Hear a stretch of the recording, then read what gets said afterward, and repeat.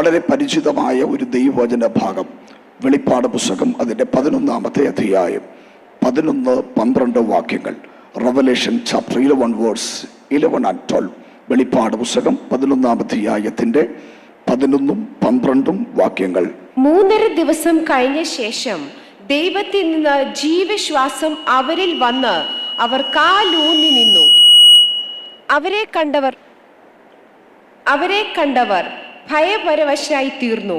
ഇവിടെ കയറി വരുവീൻ എന്ന് സ്വർഗത്തിൽ നിന്ന് ഒരു മഹാശബ്ദം പറയുന്നത് കേട്ടു. അവർ മേഘത്തിൽ സ്വർഗത്തിലേക്ക് കയറി അവരുടെ ശത്രുക്കൾ അവരെ നോക്കിക്കൊണ്ടിരുന്നു. ആ വാക്യം എല്ലാവർക്കും സഭയായി ചേർന്ന് ഒന്ന് വായിക്കാൻ കഴിഞ്ഞാൽ വളരെ അനുഗ്രഹമായിരുന്നു. അതിനകത്ത് തന്നെ ദൈവസഭയോടും ഇന്ന് സുനിൽ പാസ് ഓർപ്പിച്ചതുപോലെ ഒരു പുതിയ ആത്മതലത്തിലേക്ക് ആത്മാവ് നമ്മളെ കരം പിടിക്കുന്ന ദൈവശബ്ദം അതിനകത്ത് കിടപ്പുണ്ട്. 3.5 ദിവസം കഴിഞ്ഞ ശേഷം ദൈവത്തിൽ നിന്ന് ജീവശ്വാസം അവരിൽ വന്നു. അവർ കാലൂന്നി നിന്നു. അവരെ കണ്ടവർ ഭയപരവശരായി തീർന്നു. ഇവിടെ കയറി വരുവിനെന്ന് സ്വർഗത്തിൽ നിന്നൊരു മഹാശബ്ദം കേട്ടു.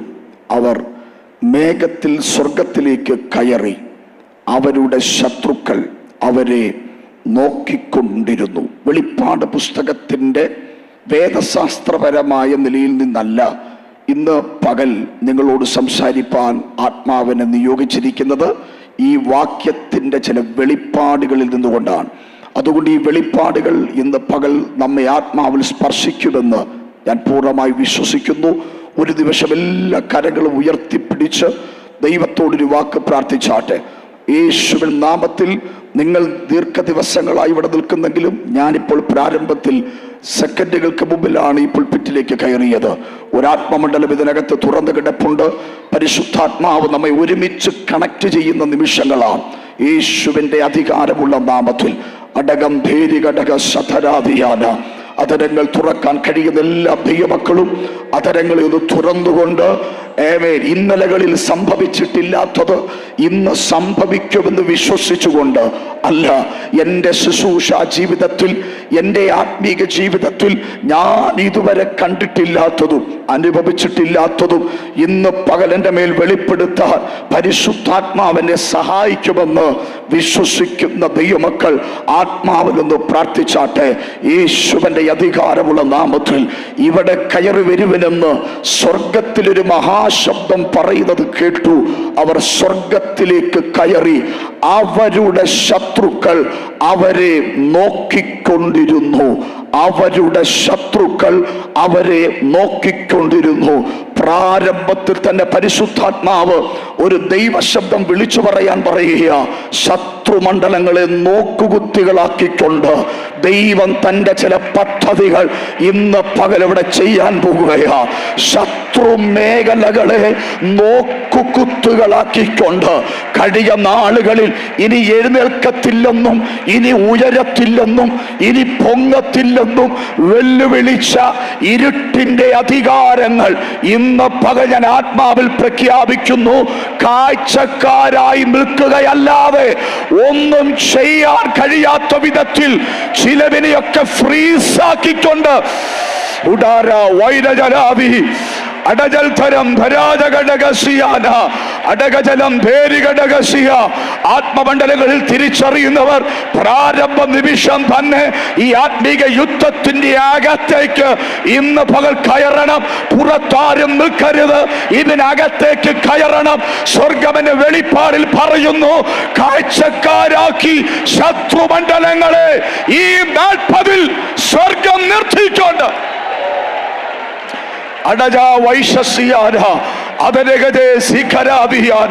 ഉയർന്നവരാത്മമണ്ഡലത്തിലേക്ക്, ഉയർന്നവരാത്മതലത്തിലേക്ക്, ചില സ്വർഗീയ അനുഭവങ്ങളിലേക്ക് ദൈവസഭയെ കരം പിടിച്ച് കയറ്റുന്ന നിർണായക സമയങ്ങളാണിത് എന്ന് ഞാൻ ആത്മാവിൽ പ്രാരംഭത്തിൽ ഓർപ്പിക്കട്ടെ. യേശുവിന്റെ അധികാരമുള്ള നാമത്തിൽ അതങ്ങനെ തന്നെ സംഭവിക്കുമെന്ന് ഞങ്ങൾ വിശ്വസിക്കുന്നു. അങ്ങനെ സംഭവിച്ചതിനായി സ്തോത്രം. ദൈവവചനത്തിൻ്റെ നിറവുകളും നിയോഗങ്ങളും ഈ സഭയോട് അങ്ങയ്ക്കുള്ള ദൈവിക നീതിയും ആലോചനകളും ഇന്ന് പകൽ ഈ അധരങ്ങളിൽ പകരണമേ. ഈ അധരങ്ങളിലൂടെ വെളിപ്പെട്ടു വരണമേ. ഒരാത്മപകർച്ചയോട് എഴുന്നേൽക്കാൻ കൃപ നൽകണമേ. യേശു കർത്താവിൻ്റെ നാമത്തിൽ തന്നെ. അപ്പോസ്തലനായ യോഹന്നാനാൽ നമുക്ക് ലഭിക്കപ്പെട്ട 5-ാമത്തെ പുസ്തകമാണ് വെളിപ്പാട് പുസ്തകമെന്ന് നമുക്കറിയാം. യോഹന്നാനാൽ ലഭിക്കപ്പെട്ട സുവിശേഷവും 3 ലേഖനങ്ങളും 5-ാമത്തെ പുസ്തകമായ വെളിപ്പാട് പ്രവചന പുസ്തകം. ഒരു ക്രിസ്തു ഭക്തന്റെ ഭാവി ജീവിതത്തിന്റെ പൂർണ്ണ രൂപം നമുക്ക് ലഭിക്കപ്പെടുന്നത് ഈ പുസ്തകത്തിനകത്ത് നിന്നാണ്. ഒരു ദൈവ പൈതലിന്റെ ഭാവിയുടെ പൂർണ്ണത മുഴുവനും ലഭിക്കപ്പെടുന്ന പുസ്തകമാണ് വെളിപ്പാട് പുസ്തകം. ഞാൻ ഒറ്റ വാക്കിൽ ആ പുസ്തകത്തെ 22 അധ്യായങ്ങളെ ഞാൻ ഒറ്റ വാക്കിൽ നിങ്ങളെ ഒന്ന് പരിചയപ്പെടുത്താം. 1-ാം അധ്യായത്തിന്റെ 19-ാമത്തെ വാക്യത്തിനകത്ത് എന്താണ് വെളിപ്പാട് പുസ്തകത്തിന്റെ അകത്തുള്ള ദൈവശബ്ദം എന്നത് വളരെ വ്യക്തമായി അവിടെ കാണാം. 1:19 ഇങ്ങനെ പറയുന്നു: നീ കണ്ടതും ഇപ്പോൾ ഉള്ളതും ഇനി സംഭവിക്കുവാൻ ഉള്ളതും. 3 വിഷയങ്ങൾ അതിനകത്ത് പ്രതിപാദിക്കുകയാണ്. ഒന്ന്, നീ കണ്ടതും ഇപ്പോൾ ഉള്ളതും ഇനി സംഭവിക്കുവാൻ ഇരിക്കുന്നതും. അതൊരു ടെൻസ് കണക്ക്, കാലം കണക്ക് എന്ന് പറഞ്ഞാൽ, നീ കണ്ടതെന്ന് പറയുമ്പോൾ അത് ഇന്നലകളിലേക്ക്, കഴിഞ്ഞ മിനിറ്റിലേക്ക്, കഴിഞ്ഞ മണിക്കൂറുകളിലേക്ക് പോകുന്ന സംഭവമാണ്. ഇപ്പോൾ ഉള്ളത് എന്ന് പറയുമ്പോൾ അത് പ്രസന്റായ കാര്യമാണ്, ഇപ്പോൾ സംഭവിച്ചുകൊണ്ടിരിക്കുന്ന മേഖലയാണ്. 3-ാമത്തത് ഇനി ഉള്ളത് എന്ന് പറയുമ്പോൾ ഇനി സംഭവിക്കാൻ ഇരിക്കുന്ന മേഖലയാണ്. എന്ന് പറഞ്ഞാൽ ഭാവി ഭൂത വർത്തമാന കാലങ്ങളെ ഒരുമിച്ച് പരിശുദ്ധാത്മാവ് ചേർത്ത് വെച്ച് നൽകുന്ന ദൈവശബ്ദത്തിന്റെ നിറവാണ് വെളിപ്പാട് പുസ്തകത്തിൽ നമുക്ക് ലഭ്യമായി തീരുന്നത്. 1-2 കാര്യങ്ങൾ പ്രാരംഭത്തിൽ ഓർപ്പിച്ചിട്ട് ദൈവം തന്ന ദൈവശബ്ദത്തിലേക്ക് ഞാനത് പ്രവേശിക്കാൻ ആഗ്രഹിക്കുക. ശ്രദ്ധിക്കുക, യോഹന്നാനോടുള്ള ബന്ധത്തിൽ പരിശുദ്ധാത്മാവ് കൊടുത്ത വെളിപ്പാടിൽ യോഹന്നാൻ പറയുന്ന ഭാഗങ്ങൾ, യോഹന്നാനിലൂടെ ദൈവത്തിന്റെ പരിശുദ്ധാത്മാവ് നൽകുന്ന വെളിപ്പാടുകളിൽ പറയുന്ന ഭാഗങ്ങൾ, നീ കണ്ടത്, ഇപ്പോൾ ഉള്ളത്, ഇനി സംഭവിക്കുവാൻ ഉള്ളത്. നീ കണ്ട കാര്യങ്ങൾ, നീ കണ്ട കാര്യം എന്താ? യോഹന്നാൻ കണ്ട കാര്യം. ഈ ഭാഗം ഒന്ന് പറഞ്ഞാലേ ഈ 11-ാം അധ്യായത്തെ ഒന്ന് വേഗത്തിൽ മനസ്സിലാക്കാൻ കഴിയത്തുള്ളൂ. എന്താണ് യോഹന്നാൻ കണ്ടത് എന്നത്? 1-ാമത്തെ അധ്യായത്തിന്റെ 13-ാമത്തെ വാക്യം മുതൽ 16-ാമത്തെ വാക്യം വരെയുള്ള വേദഭാഗം വായിക്കുമ്പോൾ യോഹന്നാൻ കണ്ടത് എന്താണെന്ന് ആ വാക്യത്തിനകത്ത് കാണാൻ കഴിയുന്നു. 7 പൊൻ നിലവിളക്കുടെ നടുവിൽ നിൽക്കുന്ന യേശുവിനെ, നിലയങ്കി ധരിച്ച യേശുവിനെ, മാറത്ത് പൊങ്കച്ച കെട്ടിയവനായി നിൽക്കുന്ന യേശുവിനെ, തലയും തലമുടിയും പഞ്ഞി പോലെ ഹിമത്തോളം വെണ്ണയുള്ളവനായി നിൽക്കുന്ന യേശുവിനെ, അഗ്നിജാലയ്ക്കൊത്ത് കണ്ണുള്ളവനായി നിൽക്കുന്ന യേശുവിനെ, ഉലയിൽ ചുട്ടുപിടിപ്പിച്ച വെള്ളോട്ടിന് സാദൃശ്യമായ കാലുകളോടെ നിൽക്കുന്ന യേശുവിനെ, പെരുവെള്ളത്തിന്റെ ഇരച്ചിൽ പോലെ ശബ്ദം ഉള്ളവനായ യേശുവിനെ എന്ന് പറഞ്ഞാൽ മഹത്വവാനായ യേശുവിനെ കുറിച്ചുള്ള ദർശനം, തേജസ്കരിക്കപ്പെട്ട യേശു ക്രിസ്തുവിനെ കുറിച്ചുള്ള ദർശനം. ഇതാണ് യോഹന്നാൻ കണ്ടത് എന്ന് പറയുന്നത്. ശ്രദ്ധിക്കുക, ഈ ഒരു വചനഭാഗം ശരിക്കും നമുക്ക് മനസ്സിലാക്കി ആത്മാവിൽ ദൈവത്തെ മഹത്വപ്പെടുത്തണമെങ്കിൽ യോഹന്നാൻ ഇന്നലകളിൽ നിന്ന് യേശുവിന്റെ ക്രൂശിന്റെ ചുവട്ടിലേക്കൊന്ന് പോകണം. നമുക്കറിയാം, കർത്താവായ യേശു ക്രിസ്തുവിന്റെ ആ ക്രൂശിന്റെ ചുവട്ടിൽ കർത്താവിനെ പിൻഗമിച്ച് അനുഗമിച്ച ശിഷ്യന്മാരുടെ ഒരു തിരക്കും അവിടെ ഇല്ല. അവിടെ ഒരൊറ്റ ശിഷ്യൻ മാത്രമേ യേശുവിനെ അനുഗമിച്ചവരിൽ ഉണ്ടായിരുന്നുള്ളൂ. അത് യോഹന്നാൻ മാത്രമായിരുന്നു. ഒരു യഥാർത്ഥ ദൈവപൈതൽ അങ്ങനെയാ. അവൻ ഒരു ക്രിസ്തു ഭക്തനാണെങ്കിൽ, അവൻ ഒരു ദൈവ പൈതലാണെങ്കിൽ, ഒരു മനുഷ്യന്റെ കഷ്ടതയുടെ ചുവട്ടിൽ ആ വ്യക്തി ഉണ്ടായിരിക്കും. അവിടുന്ന് മാറത്തില്ല. സന്തോഷത്തിൽ മാത്രമല്ല, സുഖത്തിൽ മാത്രമല്ല, ആ വ്യക്തിയുടെ, ആ ദൈവദാസന്റെ കഷ്ടതയുടെ ചുവട്ടിലും ആ വ്യക്തി ഉണ്ടായിരിക്കും. യോഹന്നാനെ കാണുന്നത് അങ്ങനെയാ. യോഹന്നാൻ ക്രൂശിന്റെ ചുവട്ടിൽ നിൽക്കുകയാ. ക്രൂശിന്റെ ചുവട്ടിൽ നിൽക്കുന്ന യോഹന്നാൻ കാണുന്ന കാഴ്ച എന്താ നമുക്ക് അറിയാമല്ലോ. 2 കള്ളന്മാരുടെ നടുവിൽ കിടക്കുന്ന യേശു, വസ്ത്രരഹിതനായി കിടക്കുന്ന യേശു, വിലാപ്പുറം കുത്തി തുറക്കപ്പെട്ടവനായി കിടക്കുന്ന യേശു, തന്റെ ആരിരുമ്പാട് കൊണ്ട് കാലുകൾ അടിക്കപ്പെട്ടവനായി കിടക്കുന്ന യേശു പ്രാണവേദനയോടെ നിലവിളിക്കുന്ന യേശുവിനെയാ ആ ക്രൂശിന്റെ ചുവട്ടിൽ യോഹന്നാൻ കാണുന്നത്. ഇന്ന് പകൽ ഇവിടെ വന്ന ദൈവമക്കളെല്ലാം ശ്രദ്ധിച്ച ദൂത് കേൾക്കുന്നത് ഞാൻ വിശ്വസിക്കുന്നു. ക്രൂശിന്റെ ചുവട്ടിൽ കിടക്കുന്ന യോഹന്നാൻ കണ്ട യേശുവും വെളിപ്പാടിനകത്ത് യോഹന്നാൻ കണ്ട യേശുവിൻ തമ്മിലുള്ള വ്യത്യാസം നോക്കിയാൽ അതിന് ഞാനൊരു പദം പറയും: അസാധാരണം. സാധാരണമായൊരു കാഴ്ചയല്ല യോഹന്നാൻ ഇപ്പോൾ വെളിപ്പാട് പുസ്തകത്തിൽ കാണുന്നത്. അസാധാരണം. സ്ഥലം മാറി. ക്രൂശിന്റെ ചുവട ഇന്നലകളിൽ ഇപ്പോൾ പത്മോസില യോഹന്നാൻ കിടക്കുന്ന സ്ഥലം മാറി. പക്ഷേ വ്യക്തിക്ക് മാറ്റമില്ല. അവിടെയും യോഹന്നാൻ, ഇവിടെയും യോഹന്നാൻ. അവിടെയും യോഹന്നാന്റെ കണ്ണ്, ഇവിടെയും യോഹന്നാന്റെ കണ്ണ്. പക്ഷെ കണ്ട കാഴ്ചയ്ക്ക് വ്യത്യാസമുണ്ട്. ഈ പകൽ ഞാൻ ആത്മാവിൽ പറയട്ടെ, സ്വന്തം കണ്ണുകൊണ്ട് തന്നെ ഇന്നലകളിൽ നീ കണ്ട പരാജയങ്ങളുടെ കാഴ്ചകൾക്കപ്പുറമായി ഒരു ജയത്തിന്റെ കാഴ്ചയെ കാണത്തക്ക നിലകളിൽ ഈ ദിവസങ്ങളിൽ സ്വർഗം എനിക്ക് വേണ്ടി ഇടപെടും. വെളിപ്പാടിന്റെ ആത്മാവിനെ എനിക്കായി തുറന്നു തരുമെന്ന് വിശ്വസിക്കുന്നവർ കർത്താവിന് മഹത്വം കൊടുക്കണം. രക്തത്താലും വചനത്താലും ജയമെടുക്കുകയാണ്. ഒന്നുകൂടെ പറഞ്ഞാൽ ദൈവജനം തിരിച്ചറിയുക, നമ്മുടെ കണ്ണുകൾ കൊണ്ട് ഇങ്ങനൊക്കെ കർത്താവ് ചെയ്യുമോ എന്ന് ചോദിക്കത്തക്ക നിലകളിൽ അവിശ്വസനീയമായ മാറ്റങ്ങൾക്ക് എന്നെയും നിങ്ങളെയും സാക്ഷിയാക്കത്തക്ക നിലയിൽ സ്വർഗം ചില കാഴ്ചകൾ നമ്മളെ കാണിക്കാൻ പോകുക. എത്ര പേർ വിശ്വസിക്കുന്നുണ്ട്? ഈ മാറ്റം എൻ്റെ കുടുംബത്തിൽ എങ്ങനെ സംഭവിച്ചു? ഈ വ്യത്യാസം എൻ്റെ തലമുറയിൽ എങ്ങനെ സംഭവിച്ചു? ഈ ചേഞ്ച് എൻ്റെ സഭയ്ക്കകത്ത് എങ്ങനെ സംഭവിച്ചു? എൻ്റെ ശുശ്രൂഷയ്ക്കകത്ത് എങ്ങനെ സംഭവിച്ചു എന്ന് ചോദിക്കുമാറ് ഒരസാധാരണ മാറ്റത്തിലേക്ക് ആത്മാവ് നമ്മളെ നയിക്കുന്ന നിമിഷങ്ങളാണ്. അതിന് സ്വർഗം ചെയ്തത് എന്തെന്നറിയാമോ? യോഹന്നാനെ ആത്മവിവശതയിലാക്കി. രക്തത്താലും വചനത്താലും ജയമെടുക്കുക എന്ന് പറഞ്ഞാൽ യോഹന്നാനെ ആത്മാവിലാക്കിയെന്ന്. ഇന്ന് പകൽ പരിശുദ്ധാത്മാവിന്റെ ആത്മതലത്തിലേക്ക് സ്വർഗം നമ്മളെ കൊണ്ടുപോകുന്നത് എന്താണെന്നറിയാമോ? അവൻ ഇന്നലകളിൽ കണ്ട പരാജയത്തിന്റെ കാഴ്ചകളിൽ നിന്ന് വ്യത്യസ്തമായ ചില അനുഭവങ്ങൾ നിന്റെ കണ്ണിന്റെ മുമ്പിൽ കാണിച്ച് ദൈവത്തിന് മഹത്വം കൊടുക്കാൻ. യോഹന്നാൻ കണ്ട കാഴ്ചകളാണ് ഇന്നലകളുടെ സംഭവമായി വിശദീകരിച്ചിരിക്കുന്നത്. ഇപ്പോൾ ഉള്ളതെന്ന് പറയുമ്പോൾ 7 സഭകൾക്ക് താൻ കൊടുക്കുന്ന സന്ദേശങ്ങളാണ് ഇപ്പോൾ ഉള്ള വിഷയവുമായി ബന്ധപ്പെട്ട് കാണുന്നത്. ആ ഭാഗത്ത് ഞാൻ നിൽക്കുന്നില്ല. ഇനി മുൻപിലോട്ട് പോകുമ്പോൾ കാണുന്നത് ഇനി സംഭവിക്കുവാൻ ഉള്ള വിഷയങ്ങളെ കുറിച്ചുള്ള ഭാഗങ്ങളാണ്. സംഭവിക്കുവാനുള്ള കാര്യങ്ങൾ 4-ാമത്തെ അധ്യായം മുതൽ കാണുന്നത് ഭാവികാലത്ത് സംഭവിക്കുവാൻ പോകുന്ന കാര്യങ്ങളെ പരിശുദ്ധാത്മാവ് യോഹന്നാന് വെളിപ്പെടുത്തി കൊടുക്കുകയാണ്.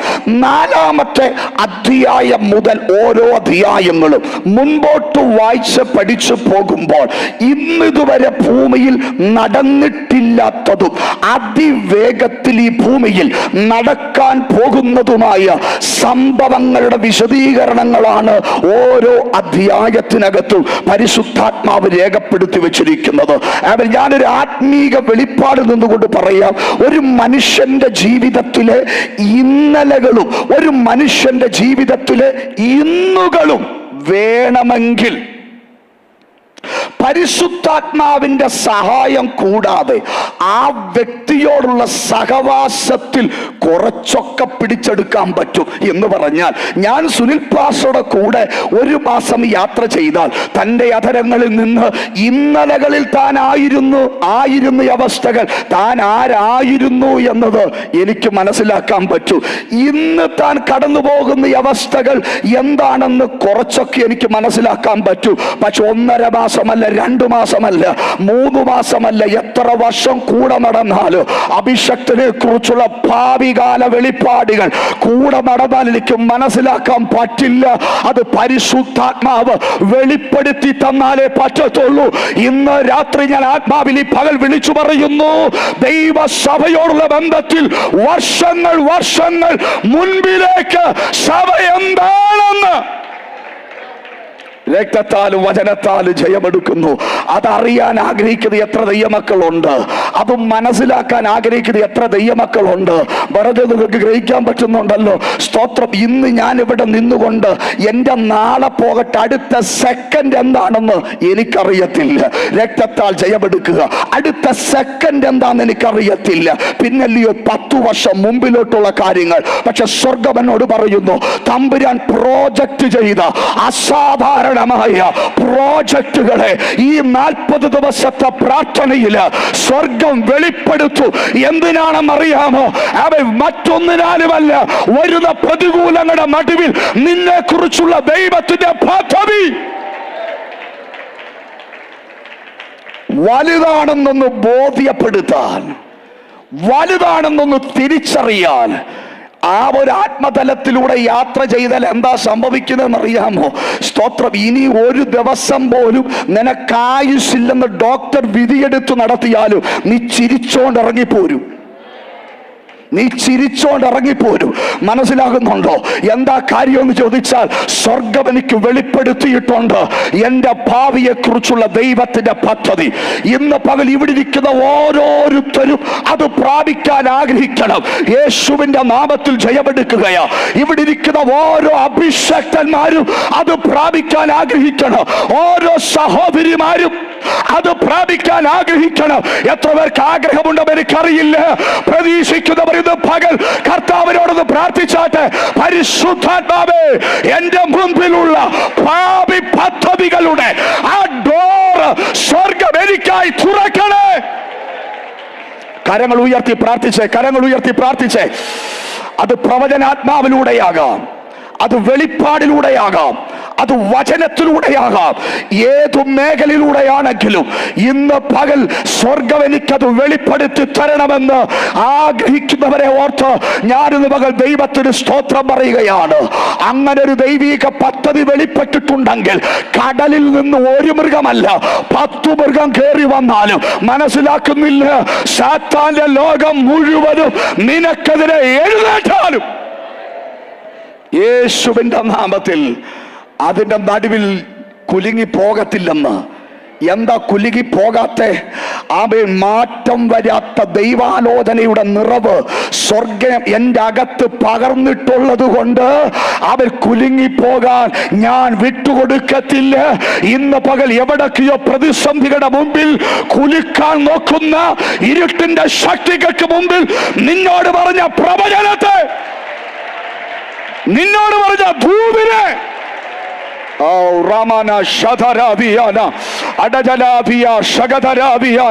ചില മാതാപിതാക്കളെ നോക്കി, ചില അമ്മമാരെ നോക്കി സ്വർഗം ഇന്ന് പകൽ വ്യക്തമായി വിളിച്ചു പറയുന്നു. അവൻ നിന്റെ തലമുറയെ കുറിച്ച് സ്വർഗം പറഞ്ഞ പ്രവചനത്തെ ഒന്ന് നോക്കിയാൽ, ഇന്ന് നിന്റെ കുഞ്ഞിനെ കുറിച്ച് ആദിയരിയുന്ന എരിപ്പുണ്ടല്ലോ, അത് ഇന്നുകൊണ്ട് അവസാനിക്കും.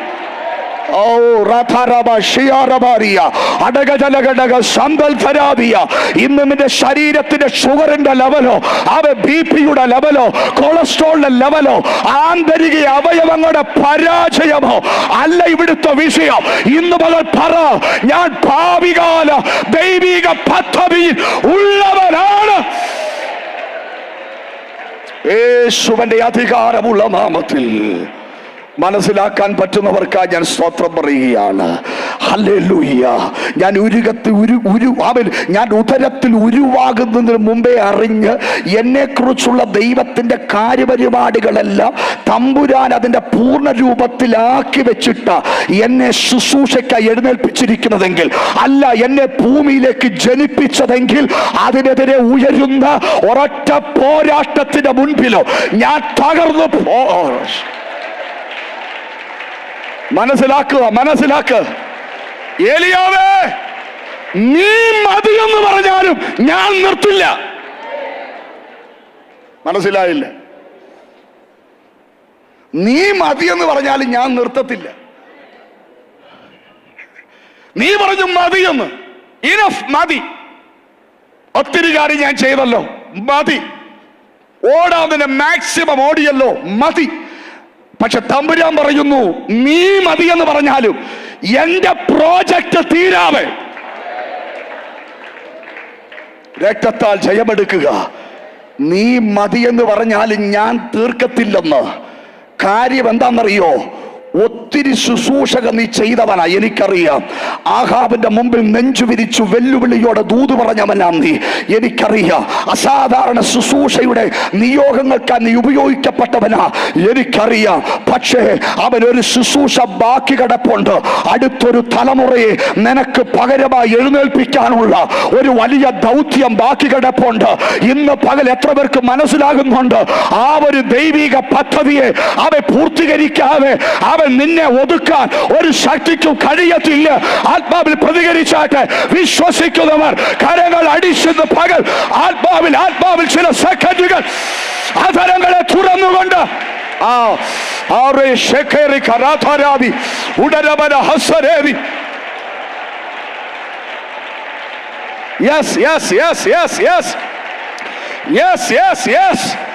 നീ മതിയെന്ന് പറഞ്ഞാൽ നിർത്തത്തില്ല ഞാൻ.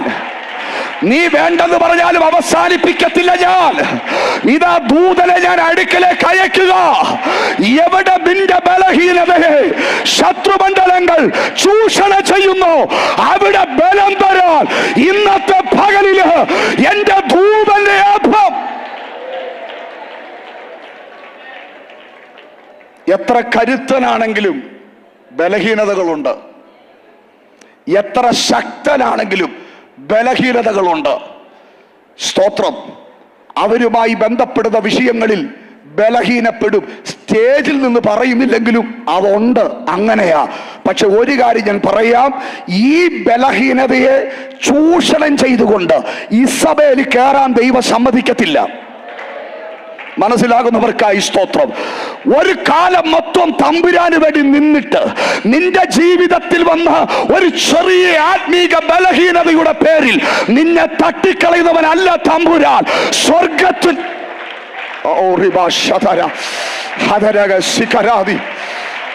ആത്മാവിൽ തിരിച്ചറിയുന്നവരുണ്ടെങ്കിൽ ഈ ദൂത ഹൃദയം തുറന്ന് സ്വീകരിക്കാൻ നിയോഗം പ്രാപിച്ച ആരൊക്കെ ഇതിനകത്തുണ്ടല്ലോ, ഇതാരോടൊക്കെയോ ദൈവം ശിരസിൽ കൈവച്ച് പറയുന്നല്ലോ. യേശുവിൻ നാമത്തിൽ, യേശുവിൻ നാമത്തിൽ, യേശുവിൻ നാമത്തിൽ.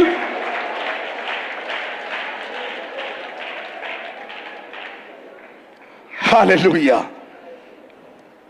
സ്തോത്രം. ദൈവത്തിന്റെ നീതിയുടെ ആഴം ഭയങ്കരമാകട്ടോ. ഈ ഒരു ബലഹീനത മതി മറ്റുള്ളവർക്ക് നമ്മളെ ഇടിച്ചിടാൻ, മറ്റുള്ളവർക്ക് നമ്മുടെ പേരിൽ ഒരു വാർത്ത ഉണ്ടാക്കാൻ. പക്ഷെ തമ്പുരാൻ വാർത്ത ഉണ്ടാക്കത്തില്ല. തമ്പുരാൻ നിന്നെ അടുത്തൊരു തലത്തിലോട്ട് കയറ്റാൻ പോവാ. രക്തത്താൽ ജയമെടുക്കുന്നു. എനിക്കറിയില്ല, കർത്താവ് എന്നോട് വളരെ ശക്തമായി ഇടപെട്ടുകൊണ്ടിരിക്കുന്നു. ദൈവം എന്നോട് ഇന്ന് പകൽ ശക്തമായി സംസാരിച്ചു കൊണ്ടിരിക്കുന്നു. ഏതൊക്കെയോ മേഖലകളിൽ മറ്റുള്ളവരുടെ വാക്കുകൾ കേട്ട് ക്ഷീണിച്ച് മടുത്തു പോകുന്നത് പോലെ, ഒതുങ്ങിപ്പോകുന്നത് പോലെ ഒതുങ്ങുന്ന ചില മേഖലകളുടെ നടുവിൽ നിന്നെ പിശാചിന് പൂർണ്ണമായും വിട്ടുകൊടുക്കാൻ ഇന്ന് പകൽ മനസ്സില്ല സഹോദരി.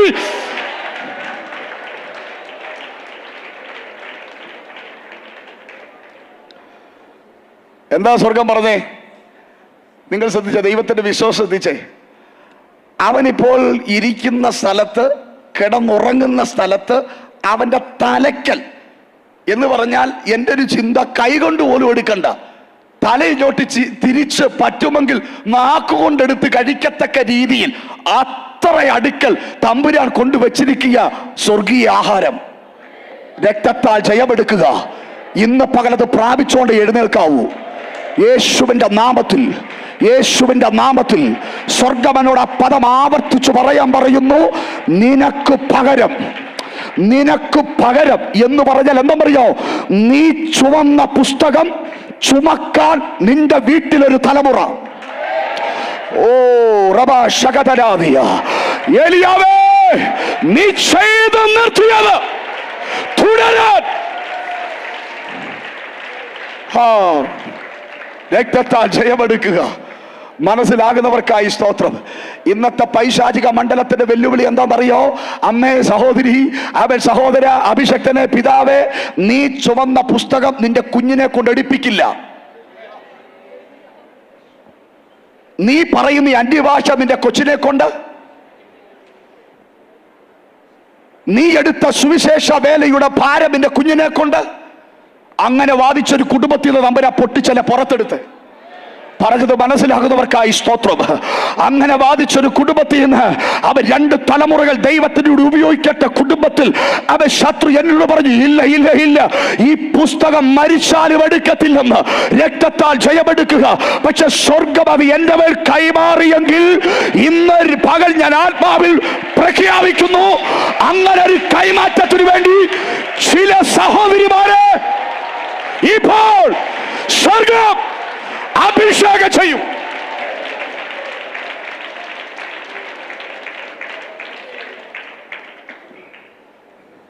രക്തത്താൽ ജയമെടുക്കുക.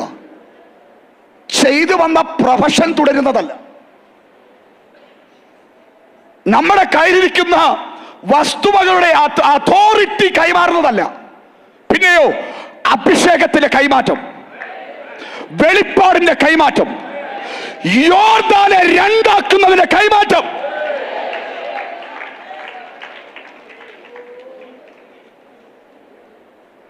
സ്തോത്രം. ഏലിയാവെന്ന ദൈവ മനുഷ്യൻ ഉള്ളിടത്തോളം കാലം ആ അഭിഷേകത്തിന്റെ പുറകെ നിന്നാ മതി ഏലിശ യോർദാൻ അപ്പുറം കിടക്കാം. പക്ഷെ എന്റെ ചോദ്യം, ഏലിയാവ് എടുക്കപ്പെട്ട നീ എന്നാ ചെയ്യും? എന്തോ ചെയ്യും? ആരുടെ കെയർ ഓഫിൽ അപ്പുറം പോവും? ഈ കൈമാറ്റം ദൈവം പകരാൻ പോന്നെ. എത്ര മനസ്സിലായും എനിക്കറിയത്തില്ല.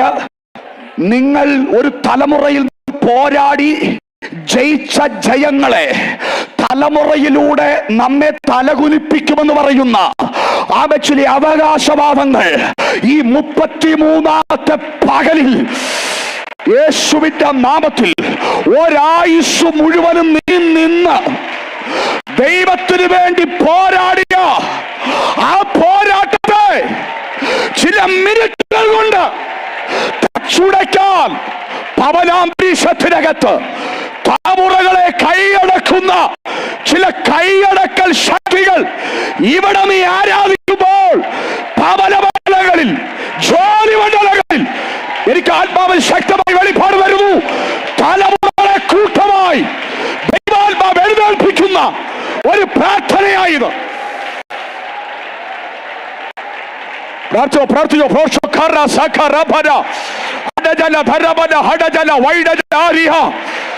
അഭിഷേകമായിട്ടേ പോകാവൂ, അഭിഷേകമായിട്ടേ പോകാവൂ. കൈമാറാൻ വല്ലതും വേണം.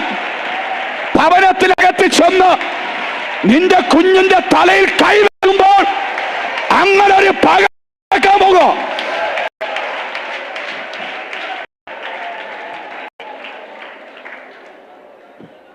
രാമൻ പറഞ്ഞാട്ടെ, ഇന്ന് ഡിക്ലെയർ ചെയ്താട്ടെ, കരങ്ങൾ ഉയർത്തി ഡിക്ലെയർ ചെയ്യട്ടെ. എനിക്ക് എന്റെ ഭവനത്തിനകത്തുള്ള എല്ലാ തലമുറകളും ദൈവത്തിന് വേണ്ടി നിൽക്കും. ഞാൻ താത്തുവെച്ച് ഈ ലോകത്തിൽ നിന്ന് പോകുമ്പോൾ ഞാൻ താത്തുവെക്കുന്ന ഈ പുസ്തകം ഞാൻ താത്തുവെക്കുന്ന എന്റെ കുഞ്ഞിനെ കൊണ്ട് ദൈവം എടുപ്പിക്കും.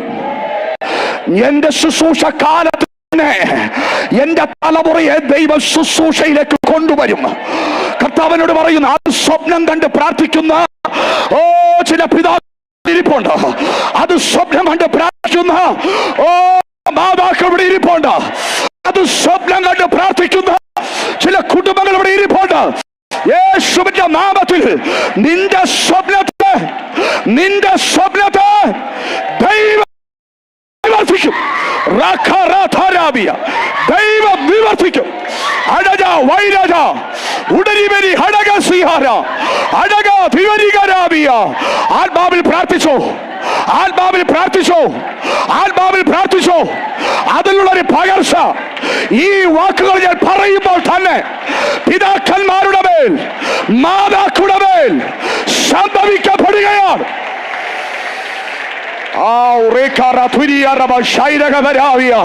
ആത്മാവിൽ പ്രതികരിക്കാൻ കഴിയുന്നവർ, കരങ്ങൾ അടിക്കാൻ പറ്റുന്നവർ അടിച്ചോ.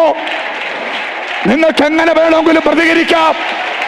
ശുശ്രൂഷയ്ക്ക് പൂർണ്ണ സ്വാതന്ത്ര്യമുള്ള സഭയാണെന്ന് എനിക്കറിയാം. എങ്ങനെ വേണമെങ്കിലും ആത്മാവിൽ പ്രതികരിക്കാം.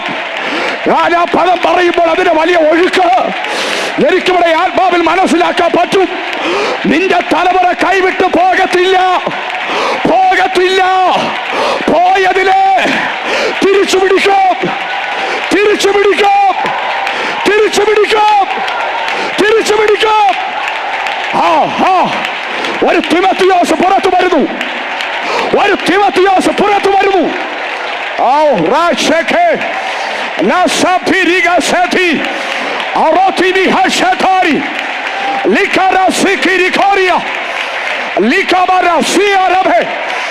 യേശുവിൻ നാമത്തിൽ, യേശുവിൻ നാമത്തിൽ.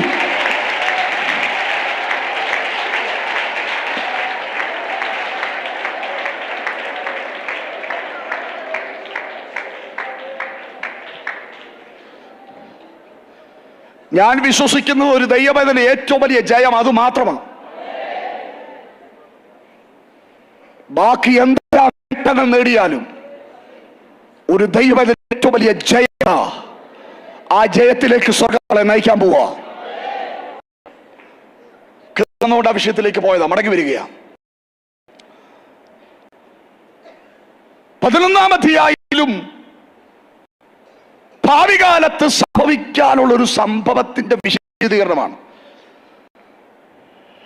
ഇതുവരെ അങ്ങനെ ഭൂമിയിൽ എത്തിയിട്ടില്ല, നടന്നിട്ടില്ല. അതിന് സംഭവിക്കാൻ പോകുന്ന കാര്യമാണ്. അതിനകത്ത് നിന്നാണ് ബേഥേൽ ദൈവസഭയോട് സംസാരിപ്പാൻ കർത്താവ് വന്നിരിക്കുന്നത്. ആ ഭാഗത്തിലേക്ക് വരുമ്പോ 3-ാമത്തെ വാക്യം മുതലാണ് അതിന്റെ 12-ാം വാക്യം വരെ. 3-ാമത്തെ വാക്യത്തിൽ മുതൽ താഴേട്ടൊന്ന് വേഗത്തിൽ ഒന്ന് കടന്നു വരാൻ. ഞാൻ എന്റെ 2 സാക്ഷികൾക്കും വരം നൽകും. അവർ ഇട്ടുടുത്തുകൊണ്ട് 1260 ദിവസം പ്രവചിക്കും. അവർ ഭൂമിയുടെ കർത്താവിന്റെ സന്നിധിയിൽ നിൽക്കുന്ന 2 ഒലിവ് വൃക്ഷവും 2 നിലവിളക്കുമാകുന്നു. ശ്രദ്ധിക്കുക, ഇന്ന് പകൽ ദൈവാത്മാവ് ഇടപെടുന്നത് അന്ന് എന്നുള്ള ഒരു പ്രത്യേക പോയിന്റില്ല. അന്ന് എന്ന് പറയുമ്പോൾ ആ ഒരു കാലഘട്ടം, ആ സാഹചര്യം. അന്ന് ഞാൻ എൻ്റെ 2 സാക്ഷികൾക്ക് വരം നൽകും, വരം നൽകും. 1260 ദിവസം ആ വരത്തിന്റെ ജ്വലനം അന്ന് ആ കാലത്ത് ഭൂമിയിൽ നടക്കും. സ്തോത്രം. ആരാ 2 സാക്ഷികൾ? വെളിപ്പാട് പുസ്തകം ആധികാരികമായി പ്രസംഗിക്കുന്ന അഭിഷേകനാണ്. നമുക്കെല്ലാം ഭാഗം അറിയാം. ആ 2 സാക്ഷികൾ ആരാണ്? 11-ന്റെ 6-ാം വാക്യം വായിക്കുമ്പോൾ വ്യക്തമായി പരിശുദ്ധാത്മാവ് ആ വാക്യത്തിൽ പറയുന്നു, അവരുടെ പ്രവചന കാലത്ത് മഴ പെയ്യാതെ വണ്ണം ആകാശം അടച്ചളവാൻ അവർക്ക് അധികാരമുണ്ട്. വെള്ളത്തെ രക്തമാക്കുവാനും ഇച്ഛിക്കുമ്പോഴൊക്കെയും സകല ബാധ കൊണ്ടും ഭൂമിയെ എണ്ണിപ്പിപ്പാനും അധികാരമുണ്ട്. ഈ 2 സാക്ഷികൾ ആരാ എന്ന് ചോദിച്ചാൽ നമുക്കറിയാം. ആരാ? മോശയും ഏലിയാവും. സംശയമില്ല. മറ്റ് പല കാര്യങ്ങളുണ്ടെങ്കിലും ഇതിനകത്തോട് നമുക്ക് വരാം. മോശയും ഏലിയാവുമാണ് ഈ 2 സാക്ഷികൾ. ഈ 2 സാക്ഷികൾക്ക് ദൈവം വരം കൊടുത്ത് അവരെ ഈ ഭൂമിയിലേക്ക് 3-ാം തലം, 1, 2 ഞാൻ പറയാം, 3-ാമത്തെ മേഖല, അതിലേക്ക് വരാം ഞാൻ. അതിന് മുൻപിട്ട് അവർക്ക് ശുശ്രൂഷിക്കാൻ വരം ലഭിച്ച അന്നെന്ന് പറയുന്ന കാലഘട്ടത്തെ ഒന്ന് വിശദീകരിച്ചാലേ ഇന്ന് പകൽ ദൈവം നമ്മുടെ മേൽ കൈമാറാൻ പോകുന്ന ഒരു വരത്തിന്റെ മഹത്വം അതൊരു സാധാരണമല്ലെന്ന് നമുക്ക് തിരിച്ചറിയാൻ പറ്റുള്ളൂ. ആ കാലത്തിലേക്ക് കടന്നു വരണമെങ്കിൽ കർത്താവായ യേശുക്രിസ്തുവിന്റെ പുനരാഗമനത്തിന്റെ 2 ഘട്ടങ്ങൾ ഒന്ന് പറഞ്ഞു പോകണം. യേശുവിന്റെ പുനരാഗമനത്തിന്റെ 2 ഘട്ടങ്ങൾ. 1-ാമത്തെ ഘട്ടം വിശുദ്ധന്മാരെ ചേർക്കുവാൻ മേഘത്തിൽ വരുന്ന കർത്താവിന്റെ മേഘപ്രത്യക്ഷതയും, അതിനുശേഷം 7 വർഷം കഴിഞ്ഞിട്ട് വിശുദ്ധന്മാരുമായി ഭൂമിയിലേക്ക് 1000 ആണ്ട് ഭരണത്തിനായി കടന്നു വരുന്ന യേശുവിന്റെ മഹത്വ പ്രത്യക്ഷതയും. അങ്ങനെ 2 പദങ്ങളാണ് സാധാരണ ഉപയോഗിക്കുന്നത്, പ്രത്യക്ഷതയും മഹത്വ പ്രത്യക്ഷതയും. ഇത് നമുക്കറിയാം. ഈ മേഘപ്രത്യക്ഷതയുടെയും മഹത്വ പ്രത്യക്ഷതയുടെയും ഇടയിലുള്ള ഒരു 7 വർഷ കാലഘട്ടമുണ്ട്. ഈ 7 വർഷ കാലഘട്ടത്തിൽ സ്വർഗത്തിൽ നടക്കുന്ന 2 സംഭവങ്ങൾ ക്രിസ്തുവിന്റെ ന്യായാസനവും കുഞ്ഞാടിന്റെ കല്യാണവുമാണ്. ഈ 7 വർഷം സ്വർഗത്തിൽ നിന്ന് നടക്കുമ്പോൾ ഭൂമിയിൽ സംഭവിക്കുന്നത് 7 വർഷത്തെ ഭൂമിയിലെ മഹോ ഉപദ്രവ മഹാപീഡന കാലഘട്ടമാണ്. എന്ന് പറഞ്ഞാൽ എതിർ ക്രിസ്തു സർവലോകാധിപതിയായി വരുന്നതോടുകൂടെ ഭൂമിയുടെ ഭരണം മുഴുവനും എതിർ ക്രിസ്തു ഏറ്റെടുത്തിട്ട് ഈ ഭൂമിയിലേക്ക് അടിച്ചുവിടുന്ന ഒരു മഹോ ഉപദ്രവ കാലഘട്ടമാണ് ആ കാലഘട്ടം. വളരെ ശ്രദ്ധിച്ചു വരണം. ഈ 2 സാക്ഷികൾക്ക് വരം കൊടുത്ത കാലമെന്ന് തിരിച്ചറിഞ്ഞാലേ ആ വരത്തിന്റെ ശ്രേഷ്ഠതയും നമ്മുടെ മേൽ പകരപ്പെട്ട അഭിഷേകത്തിന്റെ കഴിവും ഇന്ന് പകൽ മനസ്സിലാക്കാൻ പറ്റത്തുള്ളൂ. ശ്രദ്ധിക്ക, ആ 7 വർഷത്തിന്റെ ആ 3.5 വർഷമാണ് ഈ 2 സാക്ഷിക്ക് സ്വർഗം വര ഭൂമിയിലേക്ക് വിടുന്നത്. എതിർ ക്രിസ്തു സർവലോകാധിപതിയായി ഭൂമിയുടെ ഭരണം ഏറ്റെടുത്തിരിക്കുന്ന ആ വേദപുസ്തകത്തിനകത്ത് പല വാക്യങ്ങളിൽ പല പ്രയോഗങ്ങളാക്കിക്കൊണ്ട് ആത്മാവ് നമുക്ക് ബോധ്യപ്പെടുത്തി തന്നിട്ടുണ്ട്. ശേഷം 24-21 ശെഫന്യാവ് 1:14 പെട്ടെന്ന് വായിക്കണം. മത്തായി സുവിശേഷം 24:21 യാവിന്റെ പുസ്തകം 1:14 വാക്യം വേഗത്തിൽ വായിച്ചു. ലോകാരംഭം മുതൽ ഇതുവരെയും സംഭവിച്ചിട്ടില്ലാത്തതും ഇനിമേൽ സംഭവിക്കാത്തതുമായ വലിയ കഷ്ടം. ആ വാക്ക് നിങ്ങൾ എന്നെ നന്നായിട്ട് ആ വാക്ക് ശ്രദ്ധിക്കുക. വലിയ കഷ്ടം. എല്ലാവരും ഒന്ന് പറഞ്ഞാട്ടെ, വലിയ കഷ്ടം.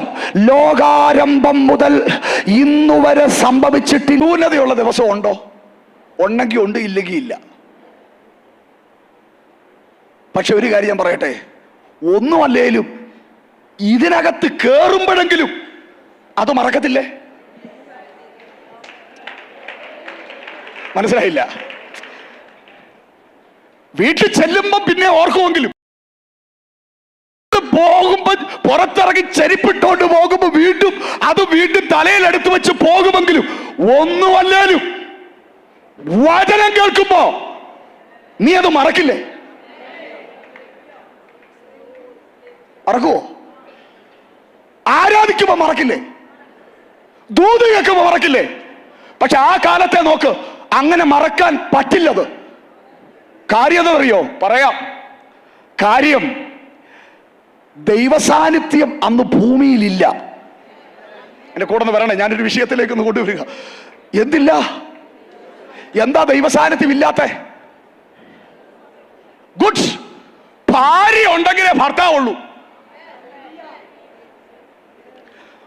ഭാര്യയുമായിട്ട് ഭർത്താവ് പോയി. ആരാ ഭാര്യ? സഭ. ആരാ ഭർത്താവ്? കർത്താവ്. ശ്രദ്ധിച്ചു കേക്ക്. ഭാര്യ എവിടാണോ അവിടെ കർത്താവ്. 2-3 പേർ എന്റെ നാമത്തിൽ ഓരോല ഷെഡിൽ കൂടിയാലും അവിടെ ഞാനുണ്ട്. ഓ, മനസ്സിലാകുന്നവർക്കായി സ്വത്രം പറയുന്നു.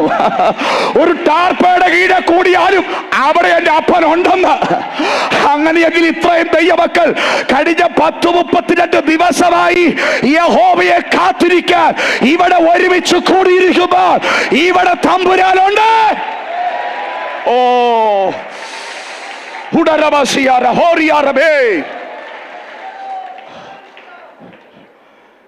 എന്താ ലൈവിലൂടെ 100 കണക്കിന് 1000 ആൾക്കാർ നമ്മുടെ മീറ്റിങ്ങുകൾ ഫോളോ ചെയ്യുന്നേ?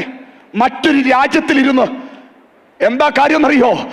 ഈ വെളിപ്പാടും ദൂതും ആരാധനയും വെളിപ്പെടുമ്പോൾ തന്നെ അവിടെയും സ്വർഗം ഇറങ്ങി വരുന്നുണ്ട്. യേശുവിന്റെ നാമത്തിൽ പരിധികൾക്കും പരിമിതികൾക്കും അപ്പുറമായി ഇറങ്ങുന്ന ദൈവത്തിന്റെ മഹത്വം ഇന്ന് പകൽ ഇതിനകത്ത് വ്യാപരിക്കുന്നത് ഞാൻ ആത്മ കണ്ടുകൊണ്ട് കാണുകയാണ്. അത് അനുഭവിക്കുന്നവർക്കായി ഞാൻ ദൈവത്തിന് സ്തോത്രം പറയുന്നു. കാണാനൊന്നുമില്ലെങ്കിലും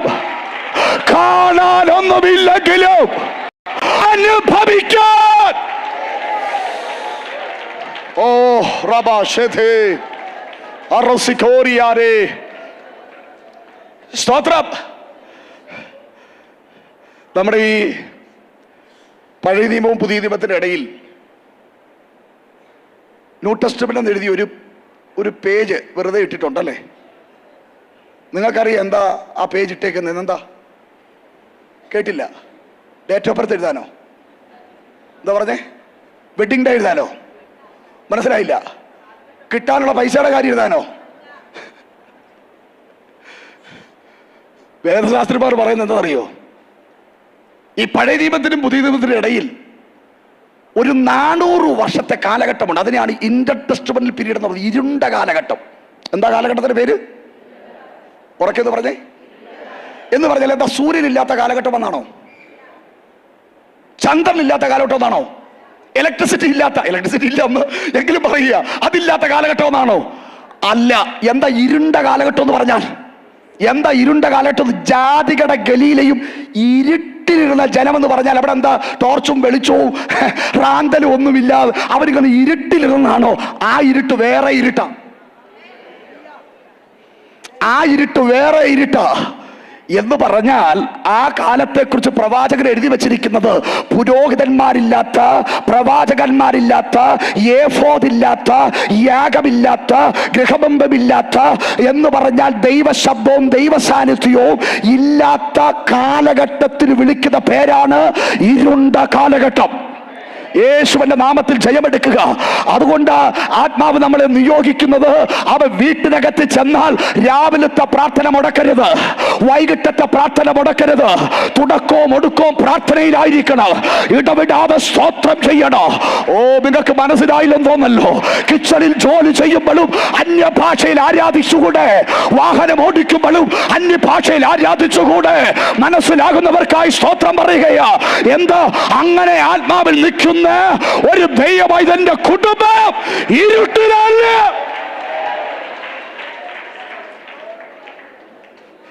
ഇരുട്ടിലല്ല. സ്തോത്രം. ഞാൻ മൂന്നാം തലമുറയാ. ഞാൻ എൻ്റെ വെല്ലുമ്മച്ചിയുടെ കൂടെ കിടന്നുകൊണ്ടിരുന്നത്. ഒറ്റ മുറിയല്ലോ, 2 മുറി അങ്ങാട്ടേ ഉള്ളൂ. ഒരു വെല്ലുമ്മച്ചിയുടെ കൂടെ കിടന്നുകൊണ്ടിരുന്നേ എൻ്റെ കൊച്ചുപ്രായത്തില്. ഈ വെല്ലുമ്മച്ചിക്കൊരു സ്വഭാവമുണ്ട്. രാത്രിയിൽ ഒരു 10-20 പ്രാവശ്യം ചാടി അങ്ങോട്ട് എഴുന്നേറ്റ് 2 അന്യഭാഷ, 2 പ്രാർത്ഥന, ഒറ്റ കിടപ്പ്. എൻ്റെ ഉറക്കം പോയി.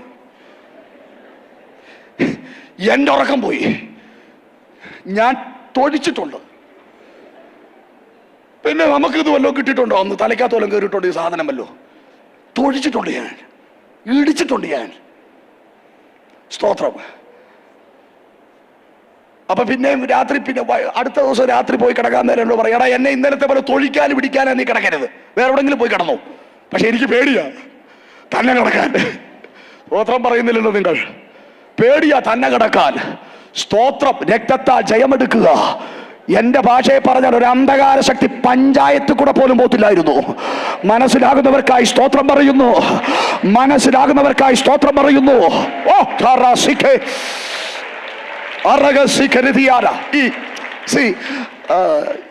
എന്നെ കഴിഞ്ഞ ദിവസം സ്പർശിച്ചൊരു ഭാഗമായി ഇടവിടാതെ പ്രാർത്ഥിക്കുക. ഈ ഇടവിടാതെ പ്രാർത്ഥിക്കുക എന്ന് പറയുമ്പോൾ പ്രാർത്ഥനാ വിഷയത്തിൽ മാത്രമേ പരിശുദ്ധാത്മാവ് ഇടവിടാതെ ആരാധിക്കാൻ പറഞ്ഞിട്ടില്ല, ഇടവിടാതെ ഉപവസിക്കാൻ പറഞ്ഞിട്ടില്ല, ഇടവിടാതെ ബൈബിൾ വായിക്കാനും പറഞ്ഞിട്ടില്ല. എന്ന് പറഞ്ഞാൽ ഇടവിടാതെ പ്രാർത്ഥിക്കുക എന്ന് വെച്ചാൽ എന്താ ഒന്ന് പറഞ്ഞ് എന്താ അതിന്റെ അർത്ഥം? ഇടവിടാതെ പ്രാർത്ഥിക്കുക. പെട്ടെന്ന് പറഞ്ഞു കേട്ടില്ല. നമ്മൾ ഇടവിടാതെ ആകെ മൊത്തം ചെയ്ത ഒറ്റ കാര്യം നമ്മുടെ ജീവിതത്തിൽ അറിയാവുന്നവർ പെട്ടെന്ന് പറഞ്ഞു. അപ്പോഴത്തേക്ക് വെള്ളം കുടിക്കട്ടെ, പറഞ്ഞു. നമ്മുടെ ജീവിതത്തിൽ ഇടവിടാതെ ചെയ്യുന്ന ഒരൊറ്റ കാര്യമുള്ളൂ. നമ്മൾ കേട്ടില്ല. Breathing process.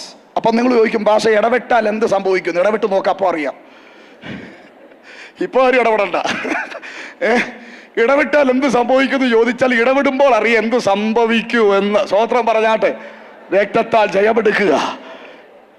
ഇടവിട്ട എന്തോ സംഭവിക്കും? ശരീരത്തിൽ നിന്ന് പതുക്കെ ചൂടങ്ങ് പോവും. ശരീരം എന്തായിട്ട് മാറും? തണുക്കാൻ തുടങ്ങും. അപ്പോഴൊക്കെ വെച്ചാ വെച്ചു, പിന്നൊന്നും കൈയൊന്നും നേരെ വെക്കാൻ പറ്റത്തില്ല. സ്വതന്ത്രം പറഞ്ഞാട്ടെ. അപ്പോഴൊക്കെ പിടിച്ചു വെച്ച് കാലൊക്കെ ഒരു പരുവാക്കി എല്ലാം അഡ്ജസ്റ്റ് ചെയ്താൽ പറ്റി. പിന്നെ തണുത്ത് കഴിഞ്ഞാൽ വലിയ പാടാ. ആമേൻ. മനസ്സിലാക്കുന്നുണ്ടോ? പിന്നെ ചൂടാക്കാൻ പറ്റുന്നൊരു വകുപ്പുമില്ല. അപ്പോൾ ശ്രദ്ധിച്ചു കേട്ടെ, ഇടവിടാതെ പ്രാർത്ഥിക്കുക എന്ന വിഷയം അതേ മേഖലയിലാണ് സ്വർഗം കൊണ്ട് കണക്ട് ചെയ്തിരിക്കുന്നേ. ഇടവിടാതെ പ്രാർത്ഥിക്കുന്നവന് നിൽക്കുന്നൊരു ചൂടുണ്ട്. ഓ, നിങ്ങൾക്ക് മനസ്സിലായില്ല. യേശുവിൻ നാമത്തിൽ ജയമെടുക്കുന്നു. ഇടവിടാതെ അന്യഭാഷ പറയുന്നവന് നിൽക്കുന്നൊരു ചൂടുണ്ട്. ഇന്ന് പകൽക്കാലം അവരുടെ ആത്മമണ്ഡലം തുറന്ന് ലഭിച്ചവർക്കായി ഒരു ദൈവദാസന്റെ ദൂത് കേൾക്കുമ്പോഴല്ല, ഇടവിടാതെ. മനസ്സിലാകുന്നില്ല? അത് ഞാൻ ഈ ദിവസങ്ങളിൽ എൻ്റെ ചർച്ചയിലകത്ത് തിരിച്ചറിയാൻ തുടങ്ങി. വാസനെ ഡിസംബർ മാസം 16-ാം തീയതി 26-ാം തീയതി തുടങ്ങി. ജനുവരി 16-ാം തീയതി തീരുന്ന സ്വർഗം പറഞ്ഞു 100 ദിവസത്തിലേക്ക് പോകാൻ. 100 ദിവസത്തിലേക്ക് പോയി. 100 കഴിഞ്ഞപ്പോൾ അടുത്തത് 26 മണിക്കൂർ. കഴിഞ്ഞ ദിവസം 26 മണിക്കൂർ. ജീവിതത്തിൽ ആദ്യമായിട്ട് 12 മണിക്കൂർ ഇരുന്നു. 26 മണിക്കൂർ ഉറങ്ങാതെ ഞാനും എൻ്റെ കൂടെ ഒരു കൂട്ടം ജനവും ഇരുന്നത്. രക്തത്താൽ ജയമെടുക്കുക. സ്വർഗം എന്നെ പഠിപ്പിച്ചു. ഹല്ലേലൂയ. എത്ര മണിക്കൂർ ഇരുന്നാലും നിന്റെ ശരീരത്തിന്റെ സിസ്റ്റത്തെ പോലും മാറ്റിയിട്ട്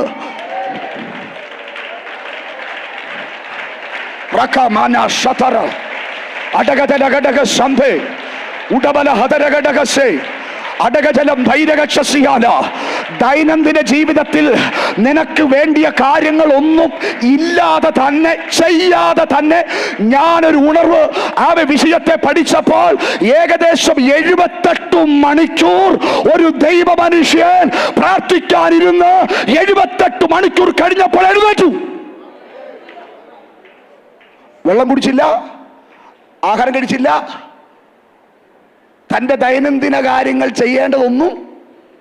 ഞാൻ ചോദിച്ചു, തമ്പുരാനെ ഇതെങ്ങനെ പറ്റിയെന്ന്.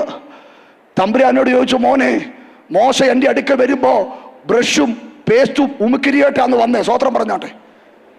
ആണോ? ദൈവസാന്നിധ്യത്തിലേക്ക് മോശ കയറിയങ്ങിരുന്നു. മനസ്സിലാകുന്നില്ല? അവന്റെ ബോഡിയുടെ തലം പോലും അത് അവന്റെ ത്വക്കൊക്കെ ശോഭിച്ചെന്ന് പറയുന്നേ മറ്റൊരു സ്ട്രക്ചറിലേക്ക് അവന്റെ ഫിസിക്കൽ ലെവലിനെത്താം. ഓ റാബാഷേ, ഞാൻ ആത്മാവിൽ വെളിപ്പാട് കണ്ട് പറയുന്നു, പുതിയ അവയവം ഇതിനകത്ത് ക്രിയേറ്റ് ചെയ്യപ്പെടുന്നുണ്ട്. പുതിയ അവയവങ്ങൾ. ലക്ഷങ്ങൾ മുടക്കേണ്ട വിഷയത്തിന്റെ മേൽ പരിശുദ്ധാത്മാവ് പുതിയ അവയവങ്ങൾ, നിന്റെ ആന്തരിക അവയവങ്ങളെ സ്വർഗവിധവകൾ റീഫ്രഷ് ചെയ്യുന്നു. പ്രാർത്ഥിച്ചോ. കരളുകളെ ഹാർട്ടിനെ. ഓ, എന്നെ ആത്മാവ് ശക്തമായി വെളിപ്പാട് കണ്ടു പറയാൻ പറയുന്നു. അങ്ങനെയുള്ളവർ ശരീരത്തിലേക്ക് കൈവച്ച് പ്രാർത്ഥിച്ചോ. അകത്ത് പ്രശ്നമുണ്ടെന്ന് ബോധ്യമുള്ളവർ പ്രാർത്ഥിച്ചോ. സ്വർഗം പറയുകയോ. 120-ാമത്തെ വയസ്സിൽ മോശ മരിക്കുമ്പോൾ അവന്റെ ദേഹബലം എന്ത് ചെയ്തില്ല? അവന്റെ കണ്ണിന്റെ കാഴ്ച എന്ത് ചെയ്തില്ല? ഓറ എന്താ കാര്യം? പ്രശംസനകത്തിരിക്കുന്നവന്റെ ബോഡി സ്ട്രക്ചറിനെ യേശുവിൻ നാമത്തിൽ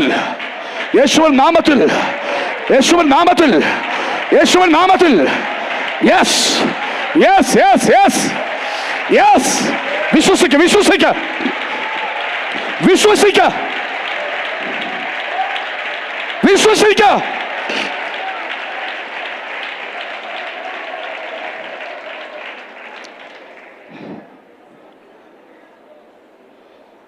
കേട്ടെ, അന്നത്തെ കാലത്തെക്കുറിച്ച് ഞാൻ പറഞ്ഞു വരുന്നത്.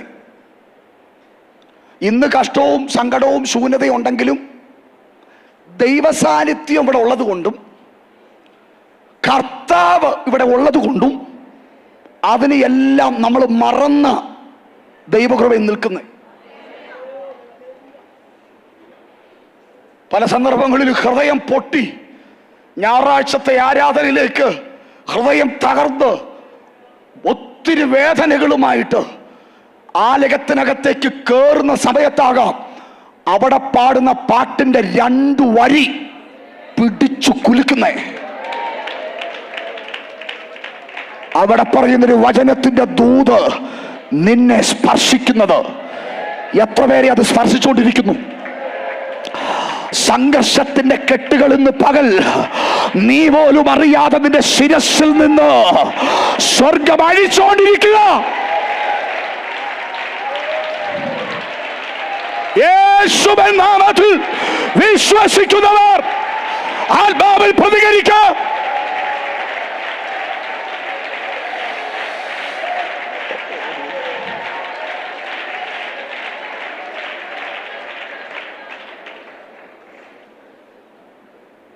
ശ്രദ്ധിച്ചേ, ദൈവസാന്നിധ്യമില്ലാത്ത ആ കാലം, എതിർ ക്രിസ്തുവിന്റെ പൂർണ്ണ അധികാരത്തിൽ കാര്യങ്ങൾ കൈകാര്യം ചെയ്യുന്ന കാലം, മഹാ ഉപദ്രവവും മഹാപീഡനവും അടിച്ചുവിട്ടിരിക്കുന്ന ആ കാലത്ത് സ്തോത്രം, എൻ്റെ ഒരു ഭാവനയെ മനസ്സിലാക്കാൻ വേണ്ടി സ്വർഗത്തിലൊരു വലിയ മീറ്റിംഗ് നടക്കുകയാണ്. സ്വർഗത്തിലൊരു വലിയ മീറ്റിംഗ് നടക്കുകയാണ്. ആ മീറ്റിംഗിന്റെ അവസാനം തമ്പുരാൻ പറഞ്ഞു, ഒരു പ്രത്യേക നിയോഗം 2 പേർക്ക് വേണ്ടി നമ്മൾ പ്രാർത്ഥിക്കാൻ പോവുകയാണ്. അത് മറ്റാരുമല്ല, മോശയ്ക്കും ഏലിയാവിനും വേണ്ടി. അവര് മുമ്പോട്ട് വരാമെന്ന് പറഞ്ഞു. മോശയും ഏലിയാവും മുമ്പോട്ട് വരികയാണ്. തമ്പുരാൻ പറഞ്ഞു, എല്ലാവരും കരങ്ങൾ ഉയർത്തിപ്പിടിച്ചാട്ടെ, നമ്മൾ ഇവർക്ക് വേണ്ടി പ്രാർത്ഥിക്കാൻ പോവുകയാണ്. എൻ്റെ ഒരു ഭാവനയാണ് നിങ്ങൾക്ക് മനസ്സിലാക്കാൻ വേണ്ടി. തമ്പുരാൻ ദൂതനോട് പറഞ്ഞൊരു സ്ക്രീൻ, ആ സ്ക്രീനകത്ത് ഇപ്പോൾ ഭൂമിയിൽ നടക്കുന്ന കാര്യങ്ങളൊന്ന് കാണിക്കാൻ പറഞ്ഞു. ഭൂമിയിൽ എതിർ ക്രിസ്തു അധികാരത്തോടെ അടിച്ചുവിടുന്ന ഉപദ്രവങ്ങളും കൊലയും പീഡനങ്ങളും ഇരുട്ടിന്റെ നിറവും കാർമേഘത്തിന്റെ നിറവും വലിയ കഷ്ടതയുടെയും ശൂന്യതയുടെ നിറവും നിൽക്കുന്ന കാഴ്ച സ്ക്രീനിൽ കാണിച്ചു. കേൾക്കുന്നുണ്ടോ? എന്നിട്ട് തമ്പുരാൻ പറഞ്ഞു, നിങ്ങളെ 2 പേരെ ഞാൻ ഭൂമിയിലേക്ക് ഒന്നുകൂടെ അയക്കാൻ പോവാ. സ്തോത്രം. താല്പര്യമുണ്ടോ എന്ന് ചോദിച്ചപ്പോ മനസ്സുകൊണ്ട് താല്പര്യമില്ലെന്നാ എൻ്റെ ചിന്ത. കാര്യം എന്താന്ന് പറഞ്ഞാൽ, നമുക്കറിയാലോ, ഒരു ക്രിസ്തുഭക്തന്റെ മരണം ഒരു വിശ്രമത്തിലേക്കുള്ള യാത്രയാ. നീയോ പോയി വിശ്രമിച്ചുകൊള്ളുക, കാലാവസാനത്തെങ്കിൽ നിന്റെ ഓഹരി പ്രാപിക്കാൻ എഴുന്നേറ്റ്. ഈ വിശ്രമം എന്ന് പറഞ്ഞാൽ വായും തുറക്കാതെ കൈ ഓടിക്കാതെ വെറുതെ ഇരിക്കുന്ന വിശ്രമമല്ല. അവിടെ 24 മണിക്കൂർ ആരാധനയാ.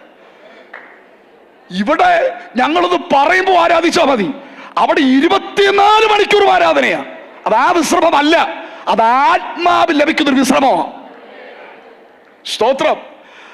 അപ്പം സ്വർഗീയ അനുഭവത്തിലേക്ക് ഒരാൾ കയറിയ പിന്നെ എന്തോ കൊടുക്കാന്ന് പറഞ്ഞാൽ അതിൽ നിന്ന് മാറാൻ ഇച്ചിരി പാടാ. പക്ഷെ കർത്താവ് പറയുക, പോയേ പറ്റത്തുള്ളൂ. ഇപ്പൊ ഭൂമിയിലേക്ക് പോയേ പറ്റത്തുള്ളൂ. ധൈര്യമായിട്ട് പൊയ്ക്കോ. ഞാൻ അതിൻ്റെ നടുവിൽ നിൽക്കാനുള്ള ഒരു വരം തന്ന് നിങ്ങളെ വിടുക. ഇനി കുറച്ചുകൂടെ ആ ഭാഗം വ്യക്തമാക്കണം. ശ്രദ്ധിക്ക, ഈ മോശയുടെയും ഏലിയാവിൻ്റെയും ശുശ്രൂഷ 1, 2, 3 ഇവരുടെ ആദ്യത്തെ ശുശ്രൂഷ ഈ ഭൂമിയിൽ അവർ നിർവഹിച്ച കാലം നമുക്കറിയാം. ആദ്യത്തെ ശുശ്രൂഷ ഭൂമിയിൽ നിർവഹിച്ച കാലം, ആ കാലം മോശ ശക്തമായ വെല്ലുവിളിയുടെ കാലത്താണ് ശുശ്രൂഷിക്കപ്പെട്ടത്.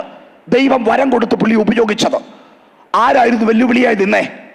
ആരാ നിന്നേ? എതിർ ക്രിസ്തു അല്ല, എതിർ ക്രിസ്തുവിന്റെ ഒരു ഏജന്റിന്റെ ഒരു കുട്ടി ഏജന്റായ ഫറവോന്റെ കാലത്താണ് മോശയെ ദൈവം ഭൂമിയിൽ ശക്തമായി ഉപയോഗിച്ചത്.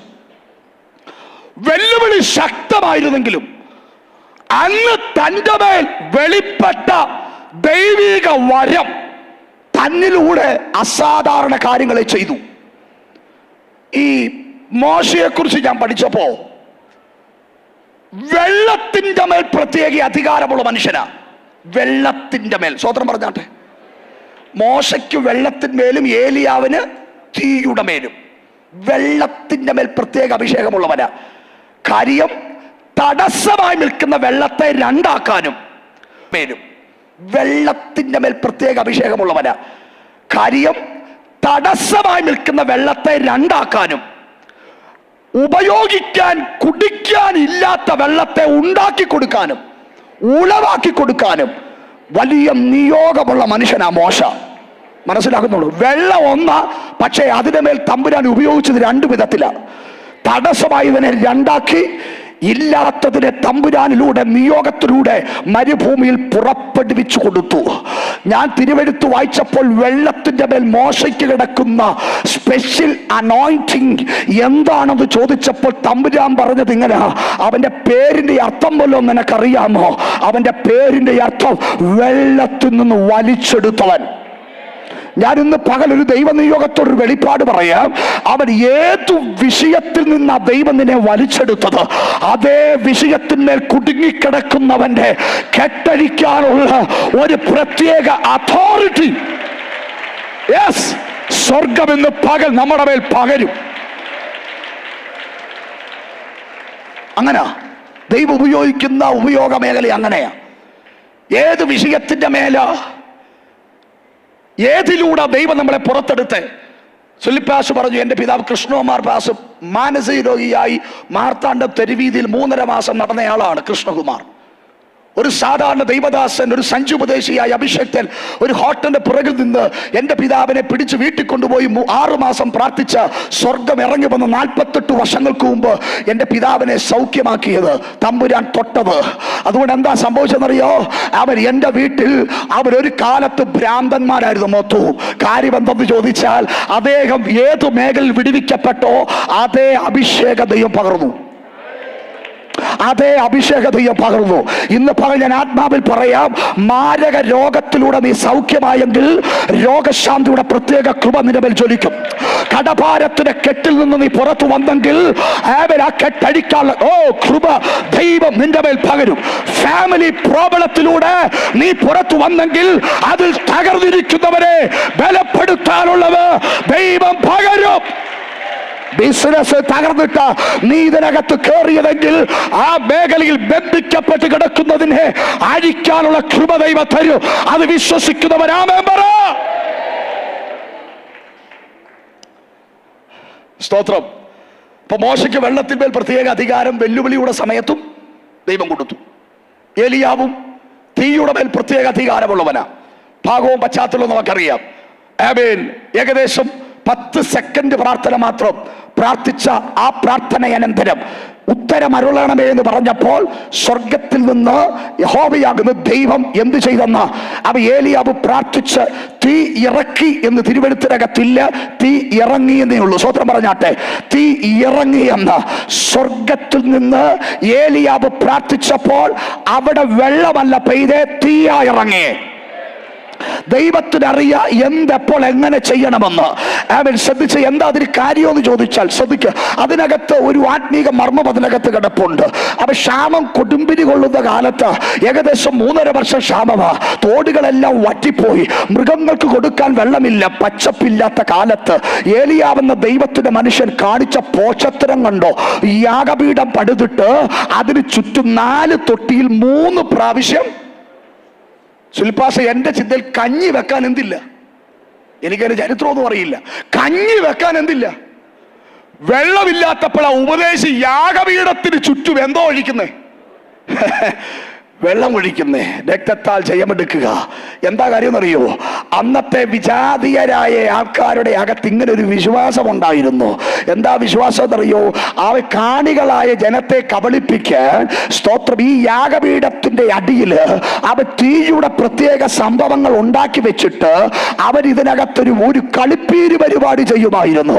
അവൻ അതുകൊണ്ട് അങ്ങനെ ഒരു സമ്പ്രദായം ജാതീയ ഇടയിൽ ഉണ്ടെന്ന് മനസ്സിലാക്കിയിട്ട് ഏലിയാവിന് മനസ്സിലായി തമ്പുരാൻ നാളെ ഇറങ്ങിയാൽ ഇവര് പറയും യാഗപീഠത്തിന്റെ താഴെ എന്തോ മറച്ചു വെച്ച് തീയുടെ സാധനം മറച്ചു വെച്ചിട്ട് പിന്നെ എവിടുന്നോ ഇങ്ങനെ ഊതിക്കേറ്റിയതാ ഈ സാധനം എന്ന് പറയാതിരിക്കേണ്ടതിന് ആദ്യമേ ഇത് ഉദ്ദേശിച്ച് എന്ത് ചെയ്യുന്നറിയാമോ?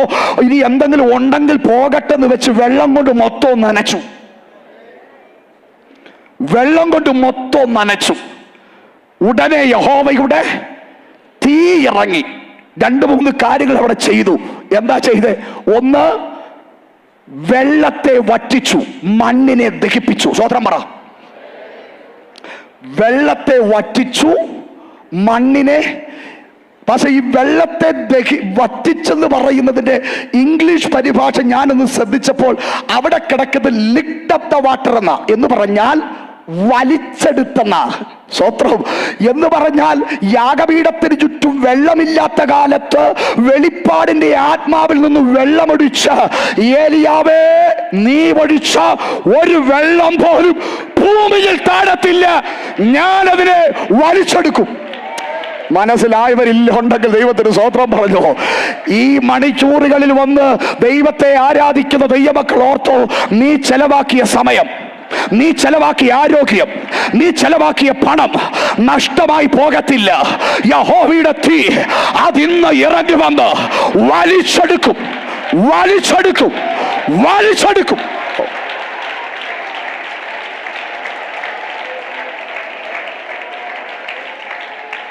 സ്തോത്രം പറ, സ്തോത്രം പറ. ലോകക്കാരുടെ മുമ്പിൽ നമ്മൾ ചെയ്ത പലതും പോഷത്തരമാണ്. പക്ഷെ വെളിപ്പാടുള്ളവൻ അറിയാം ഇത് പോഷത്തരമല്ല.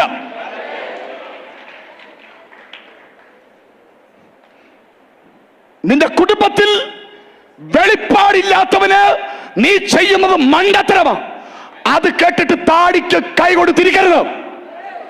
ഇന്ന് പകൽ ഉറപ്പ് വേണം, ആ വെള്ളം ഭൂമിയിൽ ഇറങ്ങത്തില്ല, അതിനെ വലിച്ചെടുക്കുന്ന ഒരു സ്വർഗമുണ്ട്.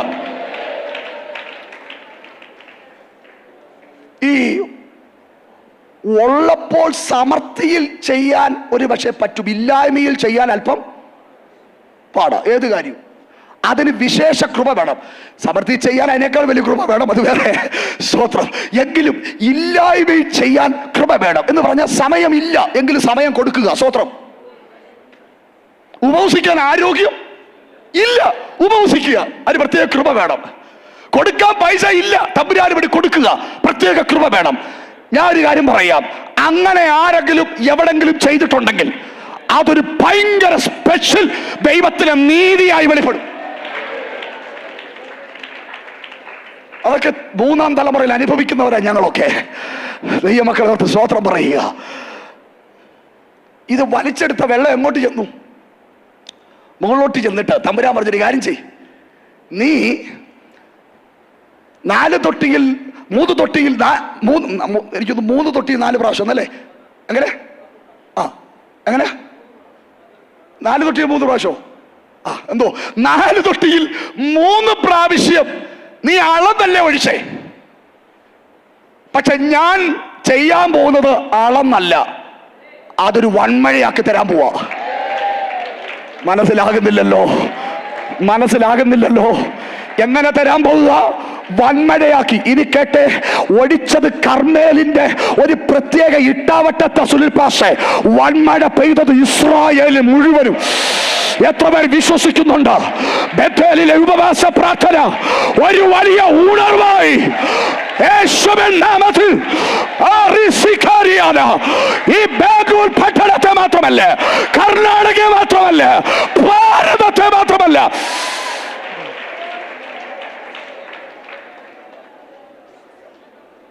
ഞാൻ വിശ്വസിക്കുന്നു ഇതിനകത്ത്, ഈ ലൈവിനകത്ത് ഒരു കൂട്ടം അഭിഷക്തന്മാരിരിപ്പുണ്ട്. ഞാൻ നിങ്ങളെ നോക്കി പരിശുദ്ധാത്മാവിൽ പകരുക, നിങ്ങൾ നിൽക്കുന്ന രാജ്യത്തിൽ ആത്മാവിന്റെ തീയായി നിൽക്കാനുള്ള ഒരാത്മീക ഊർജമാണ് സ്വർഗം നിങ്ങളുടെ മേൽ പകരുന്നത്.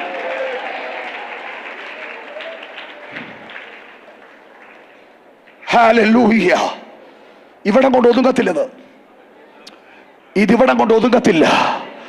തമ്പുരാന് വേണമെങ്കിൽ പറയാം 4 തൊട്ടിയിൽ 3 പ്രാവശ്യം അളന്ന് വെള്ളം ഒഴിച്ചതാ. അതുകൊണ്ട് പേരിന് വേണ്ടി ഇച്ചിരി മഴ ആ കർമ്മേലിന്റെ ഇട്ടാവട്ടത്ത് മാത്രം എന്ത് ചെയ്യാം, പെയ്യിക്കാമെന്ന് തമ്പുരാൻ ചിന്തിച്ചില്ല. നമ്മളല്ല തമ്പുരാൻ. സ്വോത്രം പറ. തമ്പുരാൻ ചെയ്യുന്നതൊക്കെ അവന്റെ സ്റ്റാൻഡേർഡില, അവന്റെ സ്റ്റാൻഡേർഡില.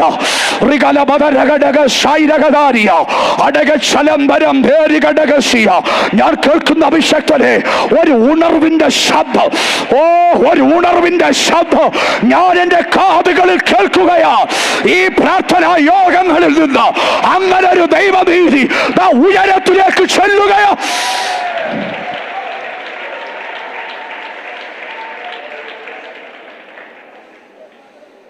ജീസസ്. നമ്മളെല്ലാം പരിമിതിയുള്ളവർ, അളന്നേ ചെയ്യാൻ പറ്റൂ അല്ലേ? എന്നോട് പറഞ്ഞു അളന്ന് ഒരു ടൈം, അതേ പറ്റൂ. തുടർമാനമായി മീറ്റിംഗ്, വൈകിട്ട് സമയം അളന്നേ പറ്റത്തുള്ളൂ. പ്രാർത്ഥനയ്ക്കിരിക്കുള്ളൂ അളന്നേ പറ്റത്തുള്ളൂ. കൊടുക്കുമ്പോഴും അളന്നേ പറ്റത്തുള്ളൂ. നമുക്ക് ലിമിറ്റേഷൻ ഉണ്ട്, സ്വർഗത്തിലില്ല. പക്ഷെ അളന്നെങ്കിൽ കൊടുത്താൽ മതി. കേട്ടില്ല. അളന്നെങ്കിൽ നീ കൊടുക്കണം ദൈവ സാന്നിധ്യത്തിലേക്ക്. സമയങ്ങൾ വീട്ടു കൊടുക്കണം ദൈവ സന്നിധിയിൽ. ലീവ് എടുത്ത് വന്നിരുന്നു ഉപവസിക്കണം. യേശുവിന്റെ അധികാരമുള്ള നാമത്തിൽ ഞാൻ ആത്മാവിൽ പറയുന്നു, ഒരു ജോലിയുമില്ലാതെ സ്തോത്ര ജോലിയൊക്കെ നഷ്ടപ്പെട്ട ഒരു കൂട്ടമായി ഇതിനകത്തിരിക്കുന്നതിന് വിശ്വസിക്കുന്നില്ല. ജോലി ഉണ്ടായിട്ട് അത് മാറ്റി ലീവ് എടുത്തിരിക്കുന്നവർ കരമൊന്ന് ഉയർത്തിയേ. ലീവ് എടുത്ത് ഈ പ്രാർത്ഥനയ്ക്കകത്തിരിക്കുന്നവരൊന്ന് കരമൊന്ന് ഉയർത്തുക. നന്നായിട്ട് ഉയർത്തിയേ. ലീവ് എടുത്തിരിക്കുന്നവർ സ്വോത്രം പറഞ്ഞാട്ടെ. ഒരുപാട് കരകളെ ഞാൻ കാണുന്നു, ഒരുപാട് കരകളെ ഞാൻ കാണുന്നു. ഇന്നത്തെ ശമ്പളം വേണ്ട, അത് മാറ്റി വെച്ചിട്ട് ലീവ് എടുത്ത് ദൈവത്തിൽ വന്നിരിക്കുക. എന്തിനായിരിക്കുന്ന? കടഭാരം മാറാനോ അല്ല, ജോലിയുടെ പുതിയ വഴി തുറക്കാനോ അല്ല. ഈ അന്തരീക്ഷത്തിൽ എന്തോ വെളിപ്പെടുന്നുണ്ട്. ഈ അന്തരീക്ഷത്തിൽ എന്തോ വെളിപ്പെടുന്നുണ്ട്. ഞാനത് ആത്മാവിൽ സ്വീകരിച്ച ശുശ്രൂഷിക്കുന്നത്. ഈ അന്തരീക്ഷത്തിൽ ചിലത് സ്വീകരിക്കുന്ന അവ കാഴ്ചപ്പാടോ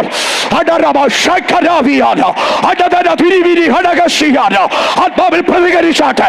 ഈ അന്തരീക്ഷത്തിനകത്ത് നിന്ന് കലമേറിയ ചിലത് സ്വർഗം കൈമാറിക്കൊണ്ടിരിക്കുന്ന ആത്മാവിൽ പ്രാപിക്കാൻ കഴിയുന്നവർ അന്യഭാഷകളിൽ കരകളെ അടിച്ച്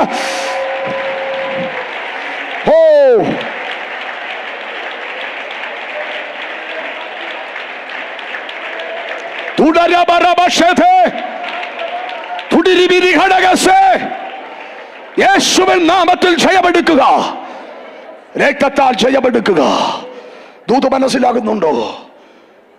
മോശയും ഏലിയാവിന്റെ ആദ്യത്തെ മിനിസ്ട്രി വെല്ലുവിളിയുടെ നടുവിലായിരുന്നെങ്കിലും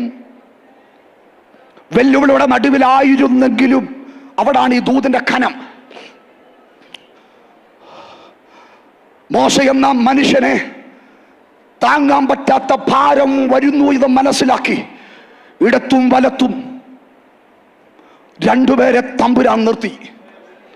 കൂടെ വരുന്നുണ്ടോ? നിങ്ങൾ ഉണ്ടെന്നോ ഇല്ലെന്നോ? ഗുഡ്.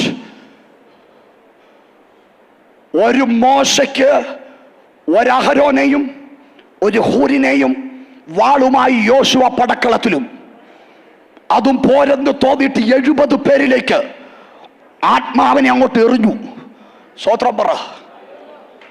മോശ ഒറ്റയ്ക്കല്ല. മോശ ഒന്നാമത്തെ മിനിസ്ട്രിയിൽ ഒറ്റയ്ക്കല്ല. മോശയൊന്ന് താങ്ങാൻ കരങ്ങളുണ്ട്, സപ്പോർട്ട് ചെയ്യാൻ ഒന്നും അല്ലേലും 30 ലക്ഷം വിശ്വാസി ഉണ്ടെന്ന് പറയുന്നത് ഒരു ബലമാണ്. ഞാൻ 10 വർഷമായി ലോഗോസ് തുടങ്ങിയിട്ട് 10-65 കുടുംബം ഉണ്ടെന്ന് തോന്നുന്നു. പാസ് വന്ന് കണ്ടതാ. സത്യം പറയട്ടെ, ഒന്നുമല്ലേലും വലിയ സ്വോത്രാജ്യം തരാൻ അവർക്കില്ലേലും അവരുള്ളത് എനിക്കൊരു ബലമാണ്.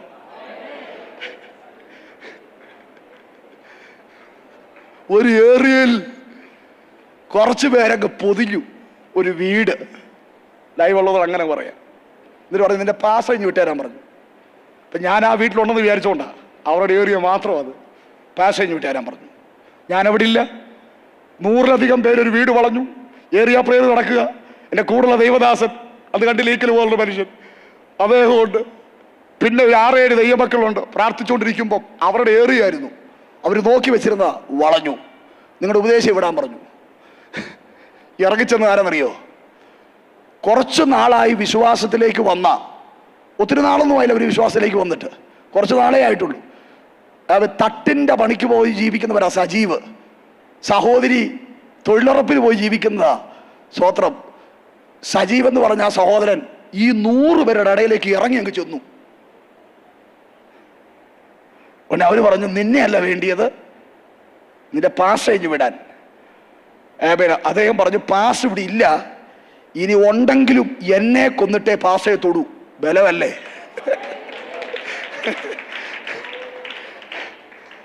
കൂടെ നിൽക്കുന്നത് ബലമാണ്. ഒരു കാലം മുഴുവനും ജനത്തിന് വേണ്ടി പോരാടുന്നവർ അഭിഷക്തന്മാർ. ഞാൻ പറയുന്നത് ക്ഷമിക്കണം,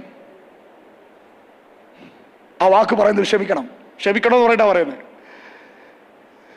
ഒരു ദൈവദാസനും കുടുംബവും നേരിടുന്ന വെല്ലുവിളിയുടെ ആഴം ഒരു വിശ്വാസിക്കും മനസ്സിലാകത്തില്ല. അത് ഞങ്ങൾ മനസ്സിലാക്കി തരാൻ ആഗ്രഹിക്കുന്നതുമില്ല. അത് പറഞ്ഞാലും ഗ്രഹിക്കാൻ പറ്റില്ല. ഇനി ഈ വെല്ലുവിളികൾ ഞങ്ങൾക്ക് നേരെ ശക്തമായി വെളിപ്പെടാൻ കാരണം ആരാന്ന് ചോദിച്ചാൽ വിശ്വാസികളാ. ഞാനൊരു പൊതു ശുശ്രൂഷയിൽ നിന്നപ്പോൾ ഇല്ലാത്ത വെല്ലുവിളിയാ സഭ തുടങ്ങിയപ്പോൾ മുതൽ. ജനത്തിന് വേണ്ടി ഇടിവിൽ നിൽക്കുക, കുടുംബങ്ങളെ പിശാച് കൊണ്ടുപോകാതെ പോരാടുക. മനസ്സിലായില്ല? ഞാൻ കുറച്ച് കുടുംബങ്ങളെ ഉള്ളതുകൊണ്ട് എല്ലാ കുടുംബത്തെ ഓർത്ത് ഇപ്പൊ സ്തോത്രം ചെയ്യാൻ പറ്റും. ഇനി 10-15 ആയി കഴിഞ്ഞാൽ പറ്റത്തില്ല. ഇപ്പൊ തന്നെ പലരെയും പിള്ളേരുടെ പേര് എനിക്ക് ഓർമ്മയില്ല. സ്തോത്രം. അപ്പൊ എൻ്റെ ചർച്ചില് പുതുതായിട്ട് വിശ്വാസത്തിൽ ഒരു കുടുംബം വന്നു. അജി എന്ന പേര്. മദ്യപാനിയായി ജീവിച്ചൊരു മനുഷ്യൻ.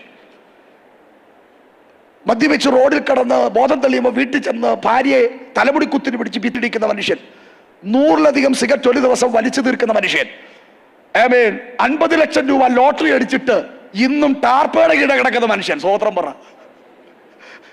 ലോട്ടറി അടിച്ചിട്ട് രക്ഷപ്പെട്ടില്ല. സ്വോത്രം. അപ്പൊ ഈ മനുഷ്യനെ 21 ദിവസം ഞങ്ങൾ ഓടനാവട്ടത്ത് ഒരു പന്തലിട്ട്, ഒരു 21 അന്നാ പാസങ്ങൾ വന്നേ, എവിടാ വന്നേ, പന്തലിട്ട് 21 ഡേയ്സ് നടത്തിയതിൻ്റെ ഏതോ ഒരു ഡേയ്സ് രാത്രി 9 മണിയായപ്പോ ഈ കുള്ളൻ അജിയെ പിടിച്ചോണ്ട് എൻ്റെ ചർച്ചിലെ 2 സഹോദരന്മാർ എൻ്റെ അടുക്കലേക്ക് കൊണ്ടുവന്നു. അജി ഇങ്ങനെ നിൽക്കുക, ആത്മാവിൻ്റെ ആട്ടമല്ല, മറ്റവൻ്റെ ആട്ടം. ഇങ്ങനെ നിൽക്കുക അജി. കണ്ട അടുക്കോട് ചെല്ലാൻ തോന്നത്തില്ല. പക്ഷെ ഞാൻ ഈ ഇമ്പാർട്ടേഷനിൽ വിശ്വസിക്കുന്ന ആളാ. ഒരു കാലത്ത് ഞാൻ അതിനെതിരെ പ്രസംഗിച്ചുകൊണ്ട് നടന്ന ആളാ. പക്ഷെ ഇന്ന് ഞാനത് വിശ്വസിക്കുന്നു. കാര്യം ഞാനത് അനുഭവമാക്കി. എത്ര പേർ വിശ്വസിക്കുന്നു? ഇന്ന് പകൽ എൻ്റെ മേൽ പകർന്ന ആത്മാവിന്റെ പകർച്ച ഇവിടെ നടക്കും. എല്ലാവരെയും ദൈവം വ്യത്യസ്തമായിട്ട് അഭിഷേകം ചെയ്തിരിക്കുന്നേ. എനിക്ക് പകരം വേറെ ആളില്ല, എനിക്ക് പകരം ഞാൻ മാത്രമേ ഉള്ളൂ. അതിൻ്റെ ഒരു പകർച്ച ഈ സഭയിൽ വെളിപ്പെട്ടിരിക്കും. യേശുവിൻ നാമത്തിൽ സംഭവിക്കട്ടെ. എനിക്ക് തോന്നി മനുഷ്യനെ കെട്ടി ഞാൻ പിടിക്കും. ഈ മനുഷ്യനെ കെട്ടി, എൻ്റെ ഇവിടെ ഷർട്ടെല്ലാം അഴുക്കായി, കെട്ടി അങ്ങ് പിടിച്ച് ഞെരുക്കി വെച്ച് അയ്യോ എന്നൊക്കെ വിളിച്ചു. ഒരൊറ്റ പ്രാർത്ഥന പ്രാർത്ഥിച്ചു. പ്രാർത്ഥനാനന്തരം ഞാൻ പറഞ്ഞു, ഞായറാഴ്ച ആരാധനയ്ക്ക് വരണമെന്ന് പറഞ്ഞു. കൃപയാൽ ഞായറാഴ്ച ഈ സഹോദരൻ തൻ്റെ ഭാര്യയും കുഞ്ഞുങ്ങളെയും കൊണ്ട് ആരാധനയ്ക്ക് വന്നു. ഇന്ന് ദൈവത്തെ ആത്മനിറവിൽ ആരാധിക്കുന്നു. ഞാൻ പറയാൻ പോകുന്നത് കേട്ടോണം. അപ്പൊ ഈ കുടുംബത്തിന് വിടുതലിന് വേണ്ടി 7 ദിവസം ഇവർ ചർച്ചിൽ തന്നെ കിടന്ന് ഉപവസിക്കുകയാണ്. ഇവർക്ക് വേണ്ടി പ്രാർത്ഥിക്കുമ്പോൾ സഹോദരിയുടെ ശരീരത്തിൽ നിന്ന് ഈ കുടുംബത്തെ മുടിച്ചുകൊണ്ടിരുന്ന ദുരാത്മശക്തികൾ ഇളകി ഇങ്ങനെ വരിക. എന്നിട്ട് എന്നോട് ഇങ്ങനെ പറയുകയാണ്, സ്തോത്രം. എന്താ പറഞ്ഞറിയോ? കഴിഞ്ഞ ചില ദിവസങ്ങൾക്ക് മുമ്പ് ഇവർ ഈ ചർച്ചിൽ വന്നു തുടങ്ങിയ സമയം മുതൽ ഇവരെ 4 പേരെയും ആത്മഹത്യ ചെയ്യിപ്പിക്കാൻ, ഇവരെ തൂക്കി കൊല്ലാൻ വേണ്ടി ഞാൻ ഭയങ്കര ശ്രമം നടത്തിക്കൊണ്ടിരുന്നു. അപ്പൊ ഞാൻ അജിയോട് ചോദിച്ചോ, പറഞ്ഞാ അങ്ങനെയുള്ള തീരുമാനങ്ങളൊക്കെ ഇടയ്ക്ക് കയറി വന്നായിരുന്നു. ഓക്കെ, ശ്രമം നടത്തിക്കൊണ്ടിരുന്നു. പക്ഷേ എനിക്ക് ഇപ്പോൾ ആ വീടെന്നൊന്നും പറയാനില്ല, ഇന്നും ഇല്ല വീടെന്ന് പറയാൻ. ആ വീട്ടിന്റെ അകത്തേക്ക് കയറാൻ പറ്റുന്നില്ല. ഞാൻ ചോദിച്ചു, നിനക്കെന്താ കയറാൻ പറ്റാത്തത്? നീ എവിടാ നിൽക്കുന്നേ? എന്നോട് പറയാ, വീട്ടിന്റെ കോമ്പൗണ്ടിന്റെ പുറത്ത് നിൽക്കുക. ഞാൻ മതിലൊന്നുമില്ല എങ്കിലും കോമ്പൗണ്ടിന്റെ പുറത്ത് നിൽക്കുക. ഞാൻ ചോദിച്ചു, അതെന്താ കോമ്പൗണ്ടിന്റെ പുറത്ത് നിൽക്കുന്ന? എന്നോട് പറയുക, നിങ്ങൾ 3-4 പേര് ചില ദിവസത്തിന് മുമ്പ് ആ വീട്ടിൽ വന്ന് പ്രാർത്ഥിച്ച് കവർ ചെയ്തില്ലയോ, അന്ന് മുതൽ ഞാൻ പുറത്തായി തുടങ്ങിയതാ. ഓ, ഇന്ന് പകൽ ഇവിടെ ഇരുന്നുകൊണ്ട് നീ രക്തത്തിൽ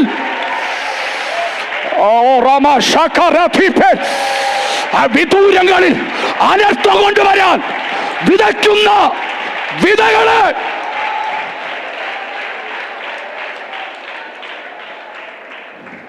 കുറച്ചും കൂടെ ആവേശമായി എനിക്കപ്പോൾ. എന്നിട്ട് എന്നോട് പറഞ്ഞു, പിന്നോട് പറയുക, എനിക്ക് കൊല്ലാൻ പറ്റിയില്ല. രണ്ടാമത്തെ കാര്യം എന്താന്ന് കേൾക്കണേ? ഞാൻ പറഞ്ഞു, കേൾക്കാം. എന്താ പറ, എന്താ രണ്ടാമത്തെ കാര്യം? എങ്ങനാ കൊല്ലാൻ പറ്റുന്നേ? ഒരുത്തൻ ഇവിടെ ഇരുന്നുകൊണ്ട് അജിക്കായ് സ്തോത്രം, അജിക്കായ് സ്തോത്രം, അജിക്കായ് സ്തോത്രം എന്ന് കുറെ ദിവസങ്ങളായി പറഞ്ഞുകൊണ്ടിരിക്കുക. ആരാ? ഞാൻ പാസ്റ്ററായി ഞാൻ പ്രാർത്ഥിച്ചുകൊണ്ടിരിക്കുക, അജിക്കായ് സ്തോത്രം എന്ന്. എനിക്ക് മനസ്സിലായി, ഒരു കുടുംബത്തിന്റെ പേരിൽ പറയുന്ന ഒരു സ്തോത്രം അന്ന് തുടങ്ങിയതാ കുടുംബങ്ങൾക്ക് വേണ്ടി സ്തോത്രം പറയാൻ. ഓ, ഇന്ന് പകൽ ഇവിടെ ഇരുന്നോണ്ട് പറ, അഭിഷേകം പറഞ്ഞതുപോലെ നിന്റെ തലമുറയുടെ പേര് പറഞ്ഞ് പറ സ്തോത്രം. അതൊരു ഭയങ്കര ഉറപ്പായിരുന്നു ഭാഷ. ആ സ്തോത്രം പറഞ്ഞപ്പോൾ തന്നെ ഒരു തീ മതില്, ഒരു തീ മതില്. ഓ, പറ പറ, സ്തോത്രം പറ, സ്തോത്രം പറ, സ്തോത്രം പറ. നിന്റെ കുഞ്ഞിന്റെ പേര് പറ, പേര് പറ, പേര് പറ, ഭർത്താവിന്റെ പേര് പറ.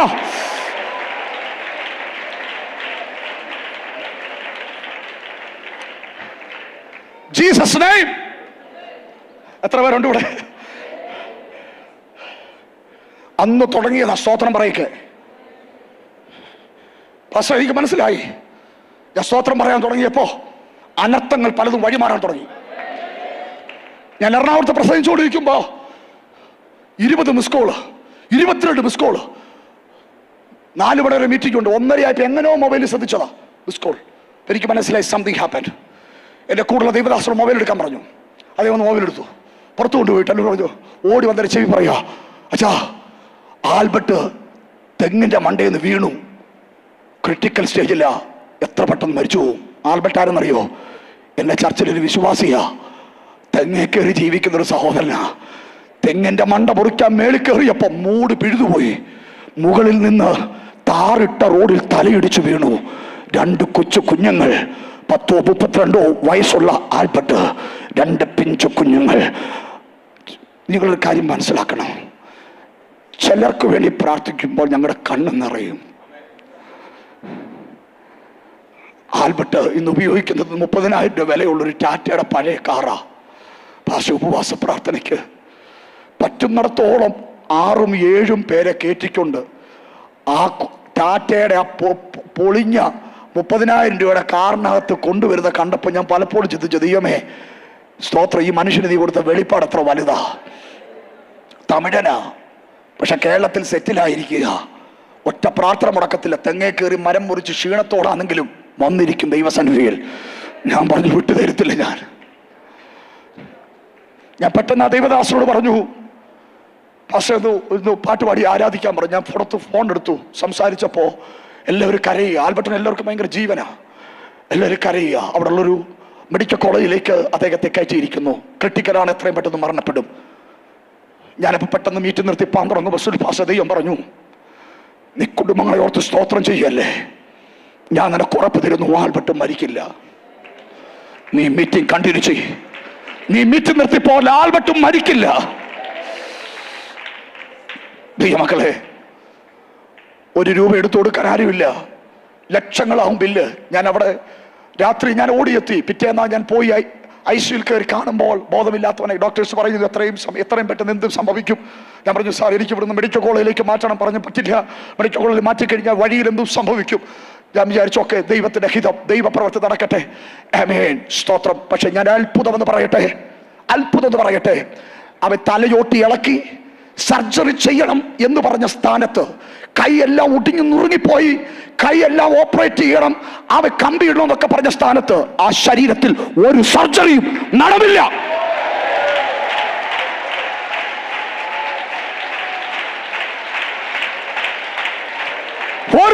സർജറിയും നടന്നില്ല.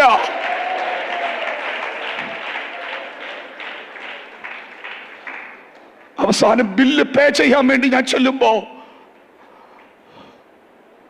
PRO എന്നോട് പറയുകയാണ്, ഞങ്ങളുടെ ഈ ഹോസ്പിറ്റൽ ചരിത്രത്തിൽ ഞങ്ങൾ കണ്ടിട്ടില്ല, ആരുമില്ലാത്ത ഒരു മനുഷ്യന് വേണ്ടി ഐസുവിന്റെ വാതൊക്കെ കുറെ പാവപ്പെട്ട ദൈവമക്കൾ കടന്നു പ്രാർത്ഥിക്കുക. ഇടിവിൽ നിൽക്കാനൊരു സഭയുണ്ടെങ്കിൽ, കൂടെ നിൽക്കാനൊരു അഭിഷക്തനുണ്ടെങ്കിൽ,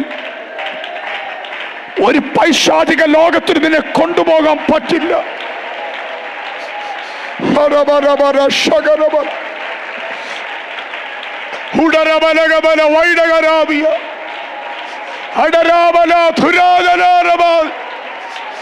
യേശുവിന്റെ നാമത്തിൽ ജയമെടുക്കുന്നു. എന്നെ പല പ്രാവശ്യം അധികാരികൾ വിളിച്ചു പറഞ്ഞു ഈ ജനത്തോട് പിരിഞ്ഞു പോകാൻ പറയാൻ. ഞാൻ അവരോട് പറഞ്ഞു പിരിഞ്ഞു പോ. അവര് പറഞ്ഞില്ല, ആൽബർട്ടിനെ തിരിച്ചു കിട്ടാതെ പോകത്തില്ല. ഐശുവിന്റെ വാതൊക്കെ പകലും രാത്രിയിൽ പ്രാർത്ഥിക്കുക. ബില്ല് കൊടുക്കാൻ വേണ്ടി ചെല്ലുമ്പോൾ ഞാൻ ഞെട്ടിപ്പോയി. PRO എന്നോട് പറഞ്ഞു, പാസ്റ്ററെ, ഈ ഹോസ്പിറ്റലിൽ ആർക്കും ചെയ്യാത്തൊരു കാര്യം ആൽബർട്ടിന് വേണ്ടി ചെയ്തിരിക്കുന്നു. ബില്ല് 70,000 രൂപ. ഞാൻ ചോദിച്ചു, 7 ലക്ഷമാണോ? 70,000. ലക്ഷങ്ങളിൽ തീരാത്തത്, 1 രൂപ കരുതാനില്ലാത്തവന് വേണ്ടി ഒരു ദൈവം പറഞ്ഞ, മോനെ നീ സ്തോത്രം പറഞ്ഞ ശക്തിയാ ഈ കണ്ടോണ്ടിരിക്കുന്നേ. പറ, എനിക്കറിയത്തില്ല, നിയോഗം ശക്തമായി വരിക. ഓ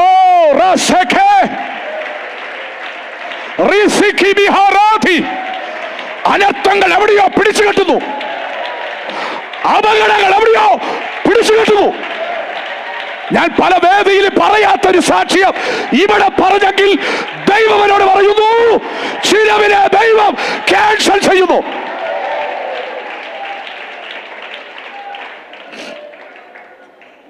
പ്രൈസ് ഗോഡ്. പെട്ടെന്ന് പറഞ്ഞ് അവസാനിപ്പിക്കാം, കേട്ടെ. വെല്ലുവിളിയുടെ സമയത്തും മോശയ്ക്ക് കൂടെ നിൽക്കാൻ 30 ലക്ഷം വിശ്വാസി, 70 അമൂപ്പന്മാർ, ഇടത്തും വലത്തും യോശുവ പാളയത്തിൽ. ഏലിയാവിന്റെ കാര്യം ഒട്ടും കുറവല്ല, ഒന്നുമല്ലല്ലോ 7000 പേർ. ബാലിന് കേട്ടില്ല, മുട്ടുകുത്താത്ത 7000 പേർ സ്തോത്രം പറയുന്നുണ്ട്. ഏലിയാവിനടുത്ത് സ്തോത്രം പറയുന്നുണ്ട്. രണ്ട് ഇവരുടെ ശുശ്രൂഷ വെളിപ്പെട്ടത് തേജസ്സില. അറിയാമല്ലോ, തൊടാൻ സമയമില്ല. മറുരൂപമലയിൽ പ്രാർത്ഥിക്കുവാൻ ശിഷ്യന്മാരുമായി യേശു അവിടെ ചെല്ലുമ്പോൾ തേജസ്സിൽ അവർ പ്രത്യക്ഷരായി. തേജസ്സിൽ വെളിപ്പെട്ട് നിൽക്കുമ്പോഴും ഒറ്റയ്ക്കല്ല. ഈ ജീസസ് ഉണ്ട് അവിടെ. രക്തത്താൽ ജയമെടുക്കുന്നു. ഒറ്റയ്ക്കല്ല, 3 ശിഷ്യന്മാർ ഉറങ്ങുകയാണെങ്കിൽ അവിടെ ഉണ്ട്. ഇനിയാണ് 3ാമത്തെ ഭാഗത്തേക്ക് കയറേണ്ടത്. ഭൂമിയിലേക്ക് ചെല്ല്, ഞാൻ അവിടെ നിൽക്കാൻ നിങ്ങൾക്ക് വരം തരും. മോശെ ഏലിയാൻ പറഞ്ഞു, ദൈവമേ, ഞങ്ങളിപ്പോ ഭൂമിയിലേക്ക് ചെല്ലാൻ ഞങ്ങളുടെ ഇടത്തും വലത്തും നിൽക്കാൻ ഒരാൾ പോലും, കൈത്താങ്കൽ തരാൻ ഒരാൾ പോലും, പ്രാർത്ഥിക്കാൻ ഒരാൾ പോലും അപ്പോൾ ഭൂമിയിലില്ല. കേൾക്കുന്നുണ്ടോ? എതിർ ക്രിസ്തു സർവ്വലോകാധിപതിയായി എന്ത് ചെയ്യുന്നു? കാര്യങ്ങൾ കൈയേറിക്കൊണ്ടിരിക്കുന്നു. ദൈവ സാന്നിധ്യം എന്ന് പറഞ്ഞൊരു അംശം ഭൂമിയിലില്ല. ദൂത് കേട്ടു. ഇന്ന് പകൽ ദൈവാത്മാവ് ഡിക്ലെയർ ചെയ്യുക, ഈ 33ാമത്തെ പകലിൽ ഈ സഭയ്ക്കകത്തേക്ക് ദൈവം ഒരു വരം കൈമാറാൻ പോകുന്നു. ആ വരം 2 പ്രവചനവാക്കുകൊണ്ട് തീരുന്നതല്ല, ഒരു രോഗശാന്തി കൊണ്ട് തീരുന്നതല്ല, ഒരു ഭൂതശാന്തി കൊണ്ട് തീരുന്നതല്ല. ഇടത്തും വലത്തും നിൽക്കാൻ ആരുമില്ലെങ്കിലും ഒറ്റയ്ക്ക് നിന്ന് പൈശാചിക മണ്ഡലങ്ങളെ നേരെ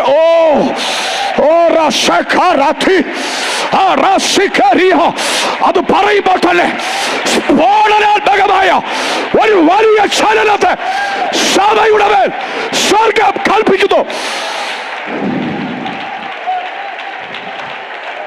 പ്രാർത്ഥിക്കാൻ പറ്റുമെങ്കിൽ ആത്മാവിൽ പ്രാർത്ഥിച്ചോ. എഴുന്നേറ്റ് ആരാധിക്കാൻ പറ്റുന്ന എഴുന്നേറ്റ് ആരാധിച്ചോ.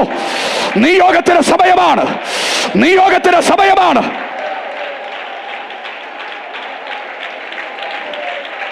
രാജ രാജ രാജ രാജ രാജ തുടവരാജ ധൈര്യമാന അബ്ദരക്ഷ വൈഡജാലേ അബ്ദബന്ധ വേരികട്ടി അന്തപക്ഷ വൈരകക്ഷി തുടുവിരാജ വൈശ്വരാജ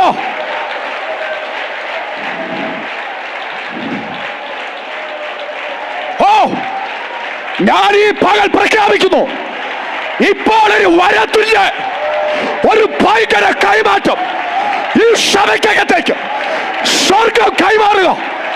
രണ്ടുപേരും പ്രവചനമല്ല, രണ്ടുപേരും ദൂത് പറയാനല്ല, ഇടത്തും വലത്തും മുമ്പിലും പുറകിലും ആരുമില്ല.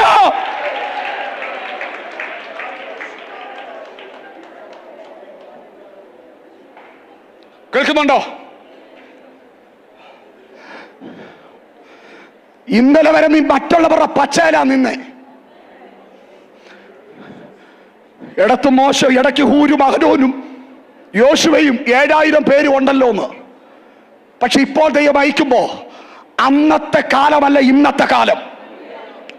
ഞാൻ ദൂത് പറയുന്നു, ഇതുവരെ സഭ കണ്ടിട്ടില്ലാത്ത വെല്ലുവിളിയുടെ കാലത്തിലേക്ക് അത് പറയാൻ എന്നെ ഇവിടെ കാഴ്ച.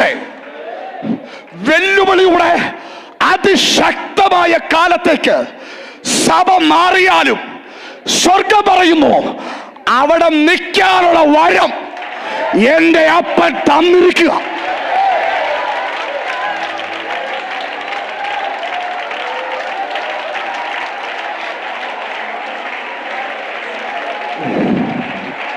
ഓ, ഒഴുകട്ടെ ഒഴുകട്ടെ ഒഴുകട്ടെ ഒഴുകട്ടെ ഒഴുകട്ടെ ഒഴുകട്ടെ ഒഴുകട്ടെ. നിയോഗം പ്രാർത്ഥിക്കാനുണ്ടെങ്കിൽ ഓടി വന്നോണം. ആർക്കെങ്കിലും പ്രാർത്ഥിക്കാൻ നിയോഗം ഓടി വന്നോണം. നിയോഗം ഓടി വന്നോണം. ഇന്ന് പകൽ സ്വർഗം ഇതിനകത്ത് കാലമേറിയവ് കാലമേറിയവ് ജീസസ് ദേവാ പ്രസന്നമേ ഇറങ്ങിയേ വന്നിടൂതേ. ദേവാ പ്രസന്നമേ ഇറങ്ങിയേ. ഈ അന്തരീക്ഷത്തിൽ അത് പകരും. വന്നിടുതേ ദേവാ പ്രസന്നമേ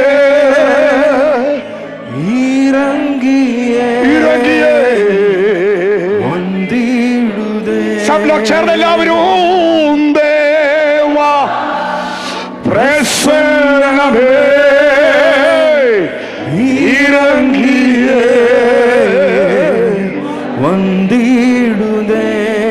ദേവാവിൻ മഹിമൈ നമ്മയെല്ലാം പരിശുദ്ധ സ്ഥലത്തു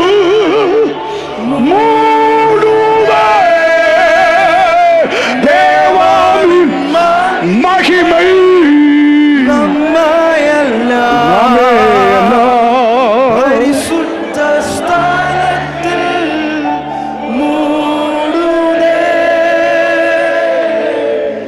ദേവാ പ്രസന്നമേ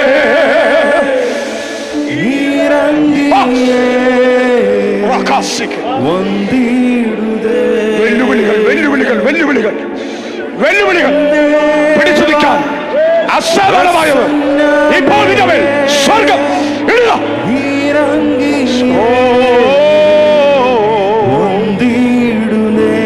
എന്നെ ഒന്ന് ശ്രദ്ധിച്ചേ, എന്നെ ഒന്ന് ശ്രദ്ധിച്ചേ, എന്നെ ഒന്ന് ശ്രദ്ധിച്ചേ. നിങ്ങൾ ആത്മാവിൽ പ്രാർത്ഥിച്ചുകൊണ്ടിരിക്കുമ്പോൾ തന്നെ എന്നെ ശ്രദ്ധിക്കണം. എന്നിലല്ല നിങ്ങൾ ശ്രദ്ധിക്കേണ്ടത്, കർത്താവിൽ ശ്രദ്ധിക്കുക. പക്ഷെ ഞാൻ പറയുന്ന വാക്കുകൾ നിങ്ങൾ ശ്രദ്ധിക്കണം. വാക്കുകൾ നിങ്ങൾ ശ്രദ്ധിക്കണം. കർത്താവിനോട് സുൽപാസ ഈ യാത്രയിൽ എന്നോട് കർത്താവ് പറഞ്ഞൊരു പദമുണ്ട്. മറ്റുള്ളവരുടെ വരത്തിലല്ല ഇനി നീ നിൽക്കാൻ പോന്നെ.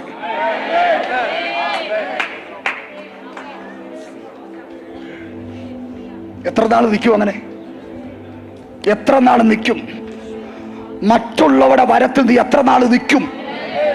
തമ്പുരാൻ പറയുക, എതിർ ക്രിസ്തുവിന്റെ ശക്തിയെയോ അവന്റെ അധികാര പ്രൗഢിയെയോ ഇന്ന് അവന്റെ കുട്ടിപ്പിശാചിന്റെ പ്രവർത്തനം പോലും നിനക്ക് താങ്ങാൻ പറ്റുന്നില്ല.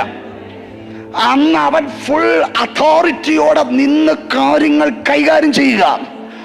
പക്ഷെ തമ്പുരാൻ പറയുന്നു, മോനെ, ഏതു വെല്ലുവിളികൾ ശക്തിയുള്ളതായാലും അവിടെ നിൽക്കാനുള്ളത് ദൈവം നിന്റെ മേൽ പകരുമേ.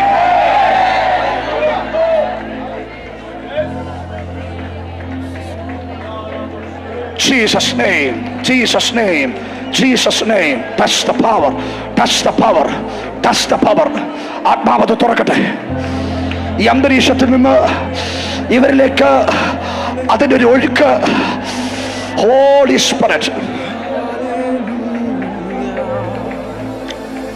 ശ്രദ്ധിച്ചേ, ഞാൻ നീയോം കൂടെ പറഞ്ഞ് പ്രാർത്ഥിക്കാം. നീയോം കൂടെ പറഞ്ഞ് പ്രാർത്ഥിക്കാം. സ്തോത്രം. നമ്മുടെ മേൽ വ്യാപരിക്കുന്ന അഭിഷേകത്തിന്റെ കനം എപ്പോഴാ കൂടുന്നറിയോ? കൂടെ നിൽക്കാൻ ആരും ഇല്ലാത്തപ്പോഴാ. മറ്റേത് കുറച്ച് ഹൂരൊക്കെ നോക്കിക്കോളൂ. ഹൂരും അഹരോനും ഒക്കെ കുറച്ച് കാര്യങ്ങൾ നോക്കിക്കോളൂ. ബാക്കി കാര്യങ്ങൾ നോക്കി. യോശുവ ബാക്കി നോക്കും. 70 പേര് നോക്കും. ഇവരെല്ലാം കൂടെ നോക്കുന്നു. അങ്ങ് തരാൻ പോവാ. കിട്ടിയില്ല വെളിപ്പാടല്ലേ? ഇവരെല്ലാം കൂടെ ഇന്നലെ കൈകാര്യം ചെയ്തതേ നിന്റെ മേൽ ദൈവം ഒരൊറ്റ പാക്കായി തരാൻ പോവാന്ന്. സിസ്റ്റർ, ഇന്ന് മുതൽ പ്രാപിച്ചാൻ പറ്റുമോ? പ്രാപിച്ചോ?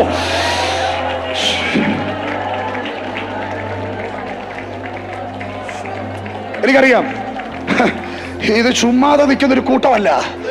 ഇത് ആത്മാവ് ഇത് പ്രാപിക്കാൻ നിൽക്കുന്ന കൂട്ടമാ. സ്വർഗം അതുകൂടെ തുറന്നിറങ്ങുന്നത് എനിക്ക് കാണാൻ പറ്റും.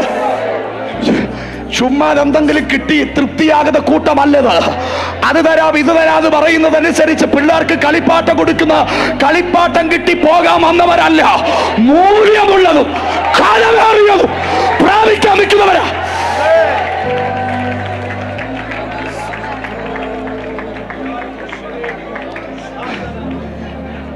ഇനി തന്നെ അതിനകത്ത് വേദനിപ്പിച്ച ഒരു വാക്യം പറയാം. വേദനിപ്പിച്ചൊരു വാക്യം 11 തോന്നുന്നു. എന്നെ ഭയങ്കരമായി വേദനിപ്പിച്ചൊരു വാക്യ. സോറി, 7-ാം വാക്യം. അവർ തങ്ങളുടെ സാക്ഷ്യം തികച്ച ശേഷം ആഴത്തിൽ നിന്ന് കയറി വരുന്ന മൃഗം അവരോട് പടവെട്ടി അവരെ ജയിച്ചു കൊന്നുകളയും. തൃത്വം. അതിലെ ഒരു സാധനമായി ആഴത്തിൽ നിന്ന് കയറി വരുന്ന മൃഗം. കേൾക്കുന്നുണ്ടോ? ആഴത്തിൽ നിന്ന് കയറി വന്ന മൃഗം ആന്റി വരം കിട്ടിയവരെ കൊന്നെന്ന്. എല്ലാ ഇടപാടാ. അതിനാന്ന് ഈ ഫ്രണ്ട് ഓടി വന്ന്. വരം കിട്ടിയിട്ട് ആഴത്തിൽ നിന്ന് കയറി വന്ന മൃഗം അവരെ എന്ത് ചെയ്തെന്ന്. അപ്പൊ ആരാ ജയിച്ചേ? ആഴത്തിൽ നിന്ന് കയറി വന്ന മൃഗം ജയിച്ചില്ലേ? തമ്പുരാൻ പറഞ്ഞു, ഭാരപ്പെടണ്ട, അതൊരു ടെമ്പററി ജയമാ. അതൊരു ടെമ്പററി ജയമാ.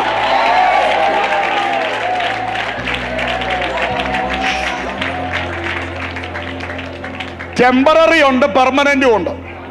ദൈവാത്മാവിനോട് പറയുന്നു, ചില പൈശാചിക മണ്ഡലങ്ങളുടെ പ്രവർത്തനങ്ങളെ സ്വർഗം എക്സ്പയർ ആക്കുന്നു. എക്സ്പയർ ആക്കിയത് എടുത്ത് ദൂരെ കളയും. വെച്ചോണ്ടിരിക്കത്തില്ല. ഈ 40 ദിവസത്തെ പ്രാർത്ഥന ഇതൊരു സ്പെഷ്യൽ നിയോഗമാണ്.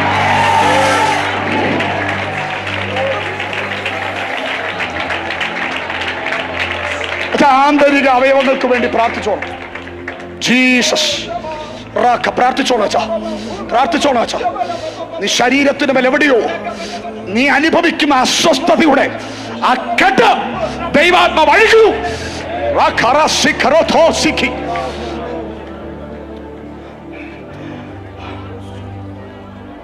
നിങ്ങൾ ആ വാക്യത്തിനകത്ത് ജയമാണോ പരാജയമാണോ കണ്ടേ? സാക്ഷ്യം തികച്ച ശേഷം ആഴത്തിൽ നിന്ന് കടന്നു വന്ന മൃഗം, കയറി വന്ന മൃഗം ഈ 2 സാക്ഷികളെ കൊന്നു എന്ന് പറയുമ്പോ അതിനകത്ത് നിങ്ങൾ പരാജയം മാത്രമേ കണ്ടുള്ളൂ. എന്തുവാ കണ്ട ജയം പറ? എന്തുവാ കണ്ട ജയം പറ? ഞാൻ പറയാ കണ്ട ജയം. ഞാൻ പറയാ എന്താ ജയം എന്നറിയോ? സാക്ഷ്യം തികച്ചിട്ടാ. 1260 ദിവസം പ്രവചിക്കുമെന്ന് പറഞ്ഞെങ്കിൽ അത് 1259 തീർന്നില്ല.